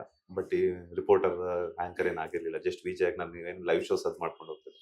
ಬಟ್ ಒಂದಷ್ಟು ವಿಚಾರಗಳು, ನ್ಯಾಷನಲ್ ಅವಾರ್ಡ್, ನಾನು ಅವಳಲ್ಲ ನಾನು ಅವನಲ್ಲ ಅವಳು, ಆ ಒಂದು ಸಿನಿಮಾಗಳನ್ನೆಲ್ಲ ನೋಡಿದಾಗ ಎಲ್ಲೋ ಒಂದ್ ಕಡೆ ಕನ್ನಡ ಚಿತ್ರರಂಗದಲ್ಲಿ ಮುಂದಿನ ದಿನಗಳಲ್ಲಿ ಒಂದು ಭರವಸೆಯನ್ನ, ಹೈಪನ್ನ ಕ್ರಿಯೇಟ್ ಮಾಡುತ್ತಿದ್ದಂತಹ ನಟ ಸಡನ್ ಆಗಿ ಈ ತರ ಹೋದಾಗ ಒಂದಷ್ಟು ವಿಚಾರಗಳನ್ನ ತಿಳ್ಕೊಬೇಕಿತ್ತು. ಆ ಒಂದು ಕಾರಣಕ್ಕೆ ನಾನು ಕೇಳಿದೆ. ಅಲ್ಲ, ವಿಜಯನು ಬ್ಲೆಸ್ಡ್ ಅಂತಂದ್ರೆ ಅಷ್ಟರ ಮಟ್ಟಿಗೆ ಡೆಡಿಕೇಟೆಡ್ ನಟರು ಸಿಗೋದು ತುಂಬಾ ಕಷ್ಟ. ಹ್ಮ್. ಅವರು ಪ್ರತಿಭೆ ಇತ್ತಲ್ಲ, ಇನ್ನೂ ಎಕ್ಸ್ಪ್ಲೋರ್ ಮಾಡೋಂಥದ್ದು ರಾಶಿ ಇತ್ತು. ಮತ್ತೆ ಅವ್ರ ಪ್ಲಸ್ ಪಾಯಿಂಟ್ ಅದೇ, ನೀವು ಯಾರು ಏನೇ ಬರೆದ್ರು ಅದನ್ನ ಅವ್ರು ಮಾಡ್ತಾ ಇದ್ರು. ತುಂಬಾ ಖುಷಿ ಆಯ್ತು ಒಂದಷ್ಟು ವಿಚಾರಗಳನ್ನ ಕೇಳಿದ್ದಕ್ಕೆ ಅಂಡ್ ನಿಮ್ ಕಡೆಯಿಂದ ತಿಳಿಸ್ಕೊಟ್ಟಿದ್ದಕ್ಕೆ. ದೂರ ತೀರನ ಈಗಾಗಲೇ ಟೈಟಲ್ ಸಾಂಗ್ ಮೂಲಕ ಸಾಕಷ್ಟು ಸದ್ದು ಮಾಡ್ತಾ ಇದೆ. ರೀಲ್ಸ್ ಆಗಿರ್ಬೋದು, ಸೋಷಿಯಲ್ ಮೀಡಿಯಾದಾಗಿರ್ಬೋದು ಹಲ್ಚಲ್ ಎಬ್ಬಿಸ್ತಾ ಇದೆ. ಟೈಟಲ್ ಸಾಂಗ್ ಆಗಿರ್ಬೋದು, ಇನ್ನೊಂದು ಸಾಂಗ್ ರಿಲೀಸ್ ಆಗಿದೆ, ಇನ್ನು 4 ಸಾಂಗ್ಸ್ ಬಿಡುಗಡೆ ಆಗೋದಕ್ಕೆ ಸಿದ್ಧವಾಗ್ತಾ ಇದೆ. ಏನ್ ಹೇಳ್ತೀರಾ ಸಾಂಗ್ಸ್ ಬಗ್ಗೆ? ಇದು ಸಾಕಷ್ಟು ಸದ್ದು ಮಾಡಿದೆ ಅನ್ನೋ ಎಕ್ಸ್ಟ್ರಾ ಪದನೇ ಬೇಡ ಅನ್ಸುತ್ತೆ. ಇಲ್ಲ ಸರ್, ಸದ್ದು ಮಾಡಿದೆ, ನಾನು ನೋಡಿದೆ ಸಾಕಷ್ಟಲ್ಲ ಸದ್ದು ಮಾಡಿದೆ. ಯಾಕಂತಂದ್ರೆ ನಾನು ಟ್ರಾವೆಲ್ ಮಾಡ್ತಾ ಇರ್ತೀನಲ್ಲ, ನಮ್ಮ ಸಿನಿಮಾ ಬಗ್ಗೆ ನಾನೇ ಅಲ್ಲಿ ಕೇಳ್ತಾ ಇರ್ತೀನಿ. ತುಂಬಾ ಜನಕ್ಕೆ ಇನ್ನೂ ರೀಚ್ ಆಗಿಲ್ಲ. ಅದಕ್ಕೆ ರೀಚ್ ಆಗೋದಕ್ಕೆ ಏನ್ ಬೇಕೋ ನನ್ನ ಕಡೆ ನಾನು ಪ್ರಯತ್ನ ಮಾಡ್ತಾ ಇದ್ದೀನಿ. ಅದು ರೀಚ್ ಆಗೋದಕ್ಕೆ ಇನ್ನೂ ಟೈಮ್ ಹಿಡಿತಾ ಇದೆ. ಬಟ್ ಒಂದೊಂದು ನನಗೆ ನಂಬಿಕೆ ಇದೆ, ಅದ್ರ ಬಗ್ಗೆ ಯಾವ ಡೌಟು ಇಲ್ಲ. ನನ್ನ ಸಿನಿಮಾ ಒಂದ್ಸಲಿ ನೋಡ್ಕೊಂಡ್ ಬರ್ತಾರಲ್ಲ, ಬಂದ ಮೇಲೆ ಅವರ ಮೊಬೈಲ್ನ ಪ್ಲೇ ಲಿಸ್ಟಲ್ಲಿ ನಂದು ಇಡೀ ಆಲ್ಬಮ್ ಇರುತ್ತೆ. ಅದು ಮೇ ಬಿ ಅದು ಸಡನ್ ಆಗಿ ರಿಸೀವ್ ಮಾಡ್ಕೊಳ್ಳೋಕ್ಕೆ ಒಂದು ಸ್ವಲ್ಪ ಟೈಮ್ ಹಿಡಿಯುತ್ತೆ. ಯಾಕಂದ್ರೆ ಇದು ರೆಗ್ಯುಲರ್ ಫಾರ್ಮೆಟ್ ಸಾಂಗ್ಸು ಅಲ್ಲ, ಒಂಥರ ಬೇರೆ. ಅದು ಮೊದಲು ಇದೇನಿದೆ ಸೂಚನೆ ಒಂದು ಸ್ವಲ್ಪ ಆ ಫಾರ್ಮೆಟಲ್ಲಿ ಇದೆ ಅನ್ನೋದು ಬಿಟ್ಟರೆ, ನೆಕ್ಸ್ಟ್ ಬರೋ ಹಾಡುಗಳೆಲ್ಲನೂ ಒಂದು ಬೇರೆ ಫಾರ್ಮೆಟ್. ಮತ್ತು ಇದನ್ನ ಸಿನಿಮಾ ಜೊತೆ ನೋಡಿದ್ಮೇಲೆ ಆವಾಗ ಅದು ಒಳಗಡೆ ಹಿಡಿಯುತ್ತೆ ಗೊತ್ತಾ, ಆವಾಗ ಅದರಿಂದ ಆಚೆ ತೆಗೆಯೋದು ಸ್ವಲ್ಪ ಕಷ್ಟ. ಆವಾಗ ರೀಚ್ ಇನ್ನೂ ಜಾಸ್ತಿ ಆಗತ್ತೆ. ಇನ್ನೂ ಟ್ರೈ ಮಾಡಬೇಕು, ಇನ್ನೂ ಹೋಗ್ಬೇಕು. ಡೈರೆಕ್ಷನ್ ಜೊತೆಗೆ ಮ್ಯೂಸಿಕ್ ಅಭಿರುಚಿ ಕೂಡ ನಿಮ್ಗೆ ತುಂಬಾನೇ ಇದೆ ಅಂತ ಕೇಳ್ಪಟ್ಟೆ. ಯಾಕಂದ್ರೆ ಒಂದೊಂದು ಹಾಡಿಗೂ ಕೂಡ ಒಂದೊಂದು ವಿಭಿನ್ನತೆ ಹಾಗೂ ವಿಶೇಷತೆ ಇರಬೇಕು ಅನ್ನುವಂಥದ್ದು ಮನ್ಸೂರಿ ಅವರ ಕನಸು ಅಂತ. ನಿಜನಾ? ಅಂದ್ರೆ ಕೇಳೋ ಕಿವಿ ಇರ್ಬೇಕಷ್ಟೇ. ಅಂದ್ರೆ ಮ್ಯೂಸಿಕ್ ಹುಚ್ಚು ಬೆಳೆದಿದ್ದು ಚಿಕ್ಕ ವಯಸ್ಸಿಂದ ಹಾಡುಗಳು ಕೇಳೋದು ಅಭ್ಯಾಸ ಇರುತ್ತೆ. ಮನೆಯಲ್ಲಿ ನಮ್ಮ ಅಪ್ಪ ಮಾಡಿದ ನಮ್ಗೊಂದು ತುಂಬಾ ಇಂಪಾರ್ಟೆಂಟ್ ಕೆಲಸ ಏನಂತಂದ್ರೆ, ನಾನು ನನಗೇನು ಅಂದ್ರೆ ಸೊ ಒಂದು ನಾಲೆಡ್ಜನ್ನು ಬೆಳೆಯೋದು ಶುರುವಾಯಿತು. ಅಂದರೆ ಬಾಲ್ಯದಿಂದ ಆ ಒಂದು ಪ್ರಾಥಮಿಕ ಹಂತ ಇರುತ್ತೆ ಗೊತ್ತಾ, ಅಂದರೆ ನೆನಪುಗಳು ಉಳ್ಕೊಳ್ಳೋ ಅಂಥದ್ದು. ನಿಮಗೆ ತುಂಬ ಚೈಲ್ಡ್ಹುಡ್ ಏನು ನೆನಪು ಉಳ್ಕೊಳ್ಳಲ್ಲ. ಅಲ್ಲಿಂದ ಈ LKG UKG ಆಗ್ತಾ ಇದ್ದಾಗೆ ನೆನಪುಗಳು ಸ್ಟೋರೇಜ್ ಆಗಕ್ಕೆ ಸ್ಟಾರ್ಟ್ ಆಗುತ್ತೆ ಗೊತ್ತಾ. ಆ ಟೈಮ್ಗೆ ಮನೇಲಿ ಟೇಪ್ ರೆಕಾರ್ಡ್ ಇತ್ತು. ನಾನು 1ನೇ ಕ್ಲಾಸು 2ನೇ ಕ್ಲಾಸ್ ಬರೋಷ್ಟೊತ್ತಿಗೆ ಮನೆಗೆ TV ಬಂತು. ಸೊ ಇಲ್ಲಿ ಹಾಡು ಅನ್ನೋದು ಮನೆ ಒಳಗಡೆ ಯಾವಾಗಲೂ ಬರಕ್ಕೆ ಸ್ಟಾರ್ಟ್ ಆಯಿತು. ನಮ್ಮಪ್ಪ ಒಂದು ಅದ್ಭುತ ಕೇಳಿದ್ರು, ಸಖತ್ ಕೇಳಿದ್ರು. ಎಲ್ಲಿಯೋ ಎಂತ ಕೇಳಿದ್ರು ಅಂತಂದ್ರೆ ಒಳ್ಳೆ ಹಾಡುಗಳ ಕಲೆಕ್ಷನ್ ಇತ್ತು. ಅವ್ರದ್ದು ತುಂಬಾ ವೆರೈಟಿ ಆಫ್ ಕಲೆಕ್ಷನ್ಸ್ ಇತ್ತು. ಇಲ್ಲಿವರೆಗೂ ಹೊಂಬಾಳೆ ಅಂತ ರೈತ ಚಳುವಳಿದು. ನಾನು ಫಸ್ಟ್ ರೈತ ಸಂಘದ್ದು ಚಳುವಳಿ ಹಾಡುಗಳು ಕೇಳಿದ್ದು ಆ ಹೊಂಬಾಳೆ ಅನ್ನೋ ಒಂದು ಆಲ್ಬಮ್ ನಮ್ಮ ಮನೇಲಿ, ಯಾವಾಗ 89-90ಸ್ಗೆ. ಸೊ ಆ ಥರದ ಅಭಿರುಚಿ ಇದ್ದಂಥವ್ರು. ಸೊ ಆ ಥರದಲ್ಲಿ ಹಾಡುಗಳು ಕೇಳೋದು. ಅದಾದಮೇಲೆ ನಾನು ಬೆಂಗಳೂರು ಬಂದಮೇಲೆ ನನಗಿದ್ದಂಥ one and only close friend music, FM radio channel. Painting ಮಾಡ್ತಾಯಿದ್ದೆ ಒಂದು ಚೇತನ್ ಕಾಲೇಜ್ ಅಂತ, ಅಲ್ಲಿ ಏನು ಡಿಪ್ಲೊಮಾ ಕೋರ್ಸ್ ಮಾಡ್ತಾಯಿದ್ದೆ ಪೇಂಟಿಂಗಲ್ಲಿ. ಸೊ ಆ ಟೈಮಲ್ಲಿ ಫ್ರೆಂಡ್ಸ್ ತುಂಬ ಕಡಿಮೆ, ಬೆಂಗಳೂರು ಬಂದು ಹೊಸದು. ಸೊ ಆ ಟೈಮಲ್ಲಿ ಏನು ಮಾಡ್ತಾಯಿದ್ದೆ, ನಮ್ಮದು ಮ್ಯೂಸಿಕ್ಕಿಗೆ ಏನು ಬ್ಯಾನ್ ಏನಿರಲಿಲ್ಲ ಕಾಲೇಜಲ್ಲಿ. ಸೊ ಒಂದು ಪಾಕೆಟ್ ರೇಡಿಯೋ ಇತ್ತು, ಚಿಕ್ಕದು ಇಷ್ಟೇ ರೇಡಿಯೋ. ಆ ರೇಡಿಯೋನ ಹಿಂದ್ಗಡೆ ಬೆಲ್ಟ್ಗೆ ಹಾಕೊಂಡ್ಬಿಟ್ಟು ಇಯರ್ಫೋನ್ ಎತ್ತಿ ಹಾಕೊಂಡ್ಬಿಟ್ಟು ಬೆಳಗ್ಗೆಯಿಂದ ರಾತ್ರಿವರೆಗೂ ಕಂಟಿನ್ಯೂಸ್ ಆಗಿ ಕೇಳ್ತಾ ಇದ್ದೆ. ಬೆಳಗ್ಗೆ ಕೆಲಸ ಶುರು ಮಾಡಿದಾಗಿಂದ? ಕೆಲಸ ಎಲ್ಲ ಮನೆ ಬಿಟ್ಟಾಗ ಹಾಕೊಂಡ್ರೆ ಬಸ್ಸಲ್ಲಿ ಕೇಳ್ಕೊಂಡು ಸೀದಾ ಕಾಲೇಜ್ಗೆ ಹೋಗಿ ಕಾಲೇಜಲ್ಲಿ ಕೆಲಸ ಮಾಡ್ಕೊಂಡು ಅಲ್ಲಿಂದ ಬಂದು ಮೆಜೆಸ್ಟಿಕ್ ಹೋಗಿ ರೈಲ್ವೆ ಸ್ಟೇಷನಲ್ಲಿ ಸಂಜೆ 5 ಗಂಟೆಯಿಂದ 8:30 9 ಗಂಟೆವರೆಗೂ ಸ್ಕೆಚಿಂಗ್ ಪ್ರಾಕ್ಟೀಸ್ ಮಾಡಿ, ಅಲ್ಲಿಂದ ಬಂದು 273 271 ಮತ್ತಿಕೆರೆ ಬಸ್ ಹತ್ತಿ ಮತ್ತಿಕೆರೆ ಹೋಗಿ ದಿವಾನ್ರಪಾಳ್ಯ ಬಸ್ ಸ್ಟಾಪಲ್ಲಿ ಇಳಿದು ಅಲ್ಲಿಂದ ನಡ್ಕೊಂಡು ಹೋಗಿ ಮನೆಗೆ ಟರ್ನ್ ತಗೊಳ್ಳೋವರೆಗೂ ಕೇಳ್ತಾ ಇದ್ದೆ ನಾನ್ ಸ್ಟಾಪ್ ಆಗಿ. ಅದಾದ್ಮೇಲೆ ರಾತ್ರಿ ಎಲ್ಲ ಪೇಂಟಿಂಗ್ ಮಾಡೋ ಕೂತ್ಕೊಳ್ಳೋವಾಗ ಅದು ಮ್ಯೂಸಿಕ್ ಅನ್ನೋದು ಡಿಫಾಲ್ಟಾಗಿ ಓಡ್ತಾನೇ ಇರಬೇಕು. ಸೊ ಆ ಥರದ ಹಾಡು ಕೇಳಿ ಕೇಳಿ ಕೇಳಿ ಕೇಳಿ ಕೇಳಿ ಕೇಳಿ ಕೇಳಿ ಅದ್ರ ಬಗ್ಗೆ ಒಂದು ಟೇಸ್ಟ್ ಅಂತ ಬೆಳೀತು. ಅದ್ರ ಜೊತೆಗೆ ಈಗ ನಾವು ಆರ್ಟು ಮತ್ತು ಅದಾದಮೇಲೆ ಬೇರೆ ಬೇರೆ ಥರದ ಹಾಡುಗಳು, ಅಂದರೆ ಒಂದ್ಸಲಿ ಒಂದೇ ಥರ ಹಾಡುಗಳು ಕೇಳಿದಾಗ ಬೇರೆ ಎಕ್ಸ್ಪ್ಲೋರ್ ಮಾಡಬೇಕು ಅಂತಂದಾಗ ಶಾಯರಿಗಳು, ಗಜಲ್ಗಳು, ಮತ್ತು ವೆಸ್ಟರ್ನ್ ಮ್ಯೂಸಿಕ್ಕು, ಪ್ಯೂರ್ ಕ್ಲಾಸಿಕ್ಕು ಕೇಳೋದು, ಹಿಂದೂಸ್ತಾನಿ, ಕಾರ್ನಾಟಿಕ್ಕು, ಈ ಥರ ಎಲ್ಲ ಥರದೂ ಕೇಳಿ ಕೇಳಿ ಕೇಳಿ ಕೇಳಿ ಅದ್ರ ಬಗ್ಗೆ ಒಂದು ಇದು ಒಳ್ಳೆ ಹಾಡು ಅಂತ ಒಂದು ಸಣ್ಣ ಮಟ್ಟಿಗೆ ಜಡ್ಜ್ಮೆಂಟ್ ಸಿಗೋದು.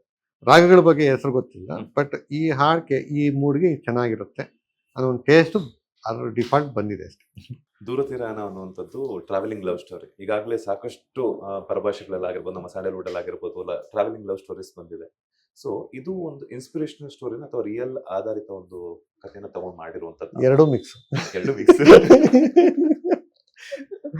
ಯಾಕಂದ್ರೆ ನಂಗೆ ಟ್ರಾವೆಲಿಂಗ್ ಇಷ್ಟ.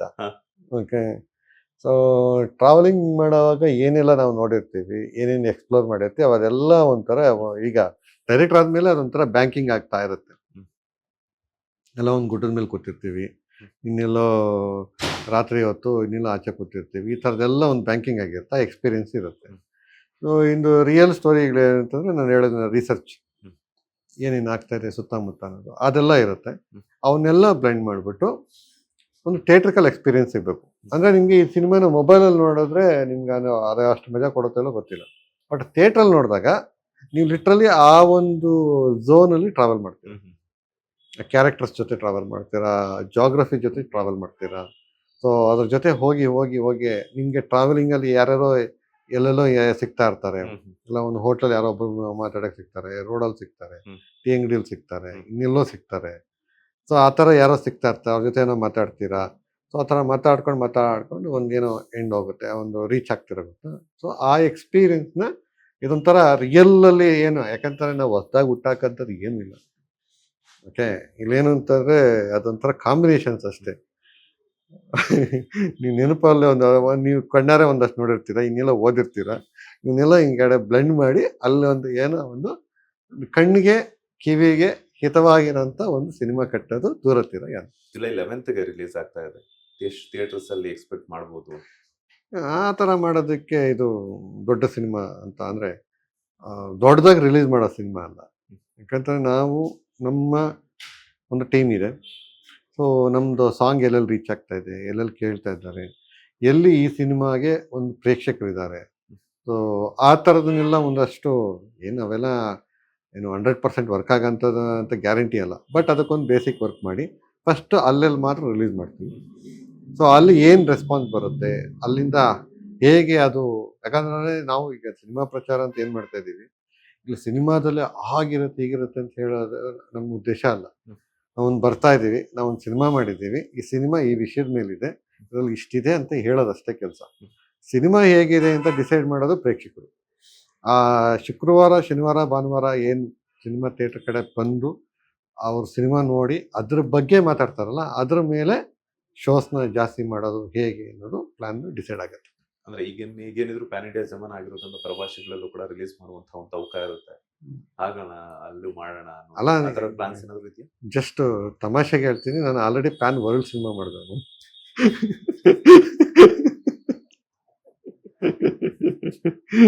ನಾನು ಸೀರಿಯಸ್ ನೋಟ್, ನಾನು ಮಾಡಿರೋ ಸಿನಿಮಾಗಳನ್ನ ಕರ್ನಾಟಕ ಅಲ್ದಿರ, ಭಾರತ ಅಲ್ದಿರ ಬೇರೆ ದೇಶಗಳಲ್ಲೂ ನನ್ನ ಸಿನಿಮಾಗಳನ್ನ ನೋಡಿದ್ದಾರೆ.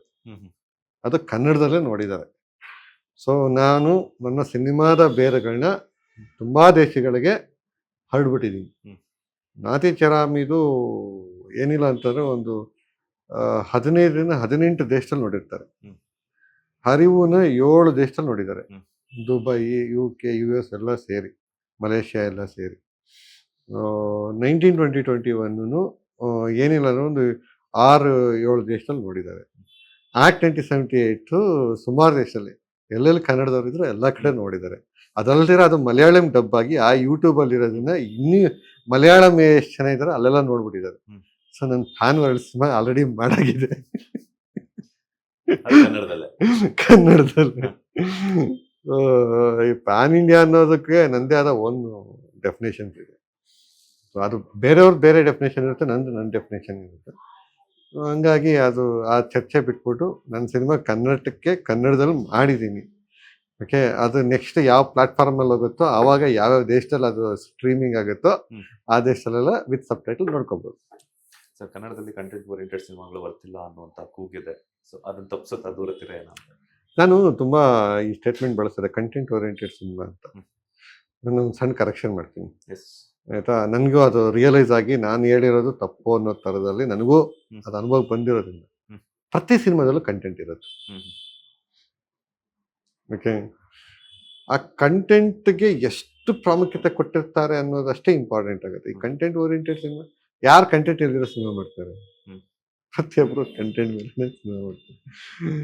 ಸೊ ಅದರಲ್ಲಿ ಎಷ್ಟು ನೀವು ಅದಕ್ಕೆ, ಆ ಕಥೆಗೆ, ಆ ವಿಷಯಕ್ಕೆ, ಆ ವಿಷಯ ವಸ್ತುಗೆ ಇಂಪಾರ್ಟೆಂಟ್ ಕೊಟ್ಟಿರ್ತೀರ, ಅದನ್ನು ಎಷ್ಟು ಮಟ್ಟಿಗೆ ಪ್ರೇಕ್ಷಕರಿಗೆ ತಲುಪಿಸ್ತೀರ ಅನ್ನೋದ್ರಲ್ಲಿ ನಾವು ಎಷ್ಟರ ಮಟ್ಟಿಗೆ ಸಕ್ಸಸ್ ಆಗ್ತಾ ಇದ್ದೀವಿ ಅಂತ ನಮಗೆ ನಾವೇ ಸೆಲ್ಫ್ ವಿಮರ್ಶೆ ಮಾಡ್ಕೋಬೇಕಷ್ಟೆ. ನಾನು ಹೇಳೋದ್ರಿಂದ ಅಲ್ಲಿ ಇನ್ನೇನೋ ಬದಲಾವಣೆ ಆಗಲ್ಲ.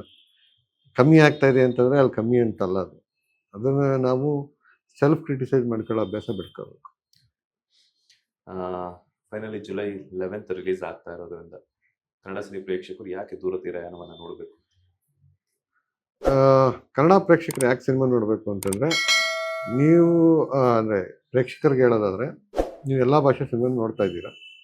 ಓಕೆ, ಆದರೆ ಎಲ್ಲರಲ್ಲೂ ಕನ್ನಡದಲ್ಲೂ ಈ ಥರ ಬಂದರೆ ಚೆನ್ನಾಗಿರುತ್ತೆ ಅಂತ ಒಂದು ಎಕ್ಸ್ಪೆಕ್ಟೇಷನ್ ಇರುತ್ತೆ.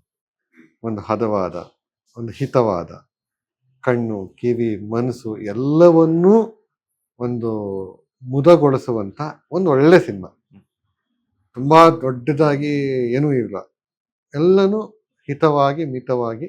ಅಂದರೆ ನೀವು ಈಗ ಎಲ್ಲೋ ಒಂದು ಟ್ರಾವೆಲ್ ಹೋಗ್ತೀರಾ ಜಗತ್ತಲ್ಲಿ, ಏನೋ ಒಂದು ದೇಶಕ್ಕೆ ಹೋಗ್ತಾರೆ, ಸಖತ್ತಾಗಿರೋವಂಥ ಆರ್ಕಿಟೆಕ್ಚರ್ ನೋಡ್ತಾರೆ, ಲ್ಯಾಂಡ್ಸ್ಕೇಪ್ ನೋಡ್ತಾರೆ, ಎಲ್ಲ ನೋಡ್ತಾರೆ, ವಾವ್ ಗಿವ್, ಅಲ್ಲೆಲ್ಲ ಕಡೆನೂ ಹೋಗ್ಬಿಟ್ಟು ಏನೇನೋ ಫುಡ್ ಟ್ರೈ ಮಾಡ್ತೀರಾ, ಎಲ್ಲನೂ ಇಷ್ಟ ಆಗಿರುತ್ತೆ.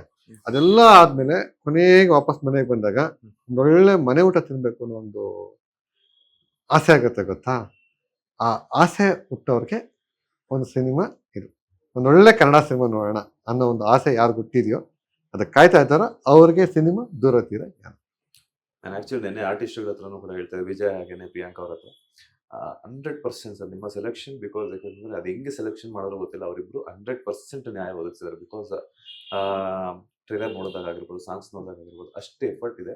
ನ್ಯಾಚುರಲ್ ಆಗಿ ಬಂದಿದೆ ತುಂಬಾ ಸಿಕ್ಕಾಪಟ್ಟೆ. ಅದು ಓವರ್ ಆಲ್ ಟೀಮ್ ವರ್ಕ್. ಹ್ಮ್. ಅದು ಯಾಕಂತಂದರೆ ಇದರಲ್ಲಿ ಅವರ ಆಯ್ಕೆಯಲ್ಲಿ ಟೀಮ್ ಕೆಲಸ ಮಾಡಿರುತ್ತೆ.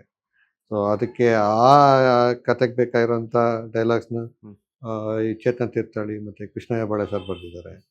ಸೊ ಅದ್ರ ಜೊತೆಗೆ ಅದಕ್ಕೆ ಬೇಕಾಗಿರೋಂಥ ಒಳ್ಳೆ ಸಿನಿಮಾಟೋಗ್ರಫಿನ ಶೇಖರ್ ಚಂದ್ರ ಸರ್ ಮಾಡಿದ್ದಾರೆ. ಆ ವಿಜುವಲ್ಸ್ನ ಎನ್ಹ್ಯಾನ್ಸ್ ಮಾಡೋ ಥರದಲ್ಲಿ ಮ್ಯೂಸಿಕ್ನ ಬಕೇಶು ಮತ್ತು ಕಾರ್ತಿಕ್ ಅವ್ರು ಮಾಡಿದ್ದಾರೆ.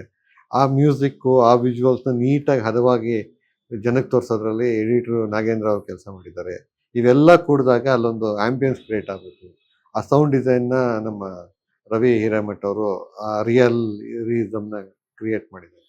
ಈ ಥರ ಎಲ್ಲರೂ ಸೇರಿ ಎಲ್ಲರೂ ಒಂದು ಏನು ಗುರಿ ಇಟ್ಕೊಂಡು ಇದೊಂದು ಮಾಡಬೇಕು ಅಂತ ಹೇಳ್ಬಿಟ್ಟು ಎಲ್ಲ ಜರಿಗಳು ಸೇರಿದ್ರೆ ಒಂದು ನದಿಯಾಗಿ ಥೇಟ್ ಅನ್ನೋ ಒಂದು ಸಾಗರನ ಸೇರುತ್ತೆ.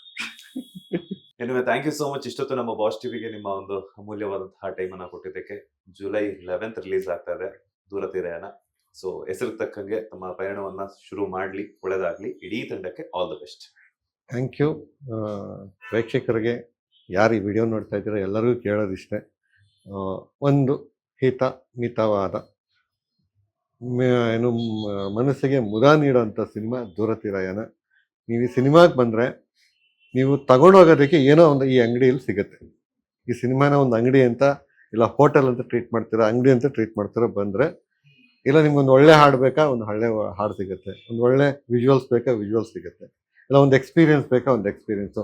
ಕಂಟೆಂಟ್ ಬೇಕಾ, ಕಂಟೆಂಟು ಸಿಗುತ್ತೆ. ಥಿಯರಿ ಬೇಕಾ, ಥಿಯರಿನೂ ಸಿಗುತ್ತೆ. ಮೆಟಾಫರ್ಸ್ ಬೇಕಾ, ಅದು ಸಿಗುತ್ತೆ. ಒಟ್ಟು ಏನೋ ಒಂದು ಸಿಗುತ್ತೆ. ನಿರಾಶೆ ಅಂತೂ ಆಗಲ್ಲ. ಬನ್ನಿ ಒಂದ್ಸಲಿ ಟೇಸ್ಟ್ ಮಾಡಿ, ಟ್ರೈ ಮಾಡಿ, ಆಮೇಲೆ ನೀವೇ ಹೇಳಿ. Thank you. July 11 release.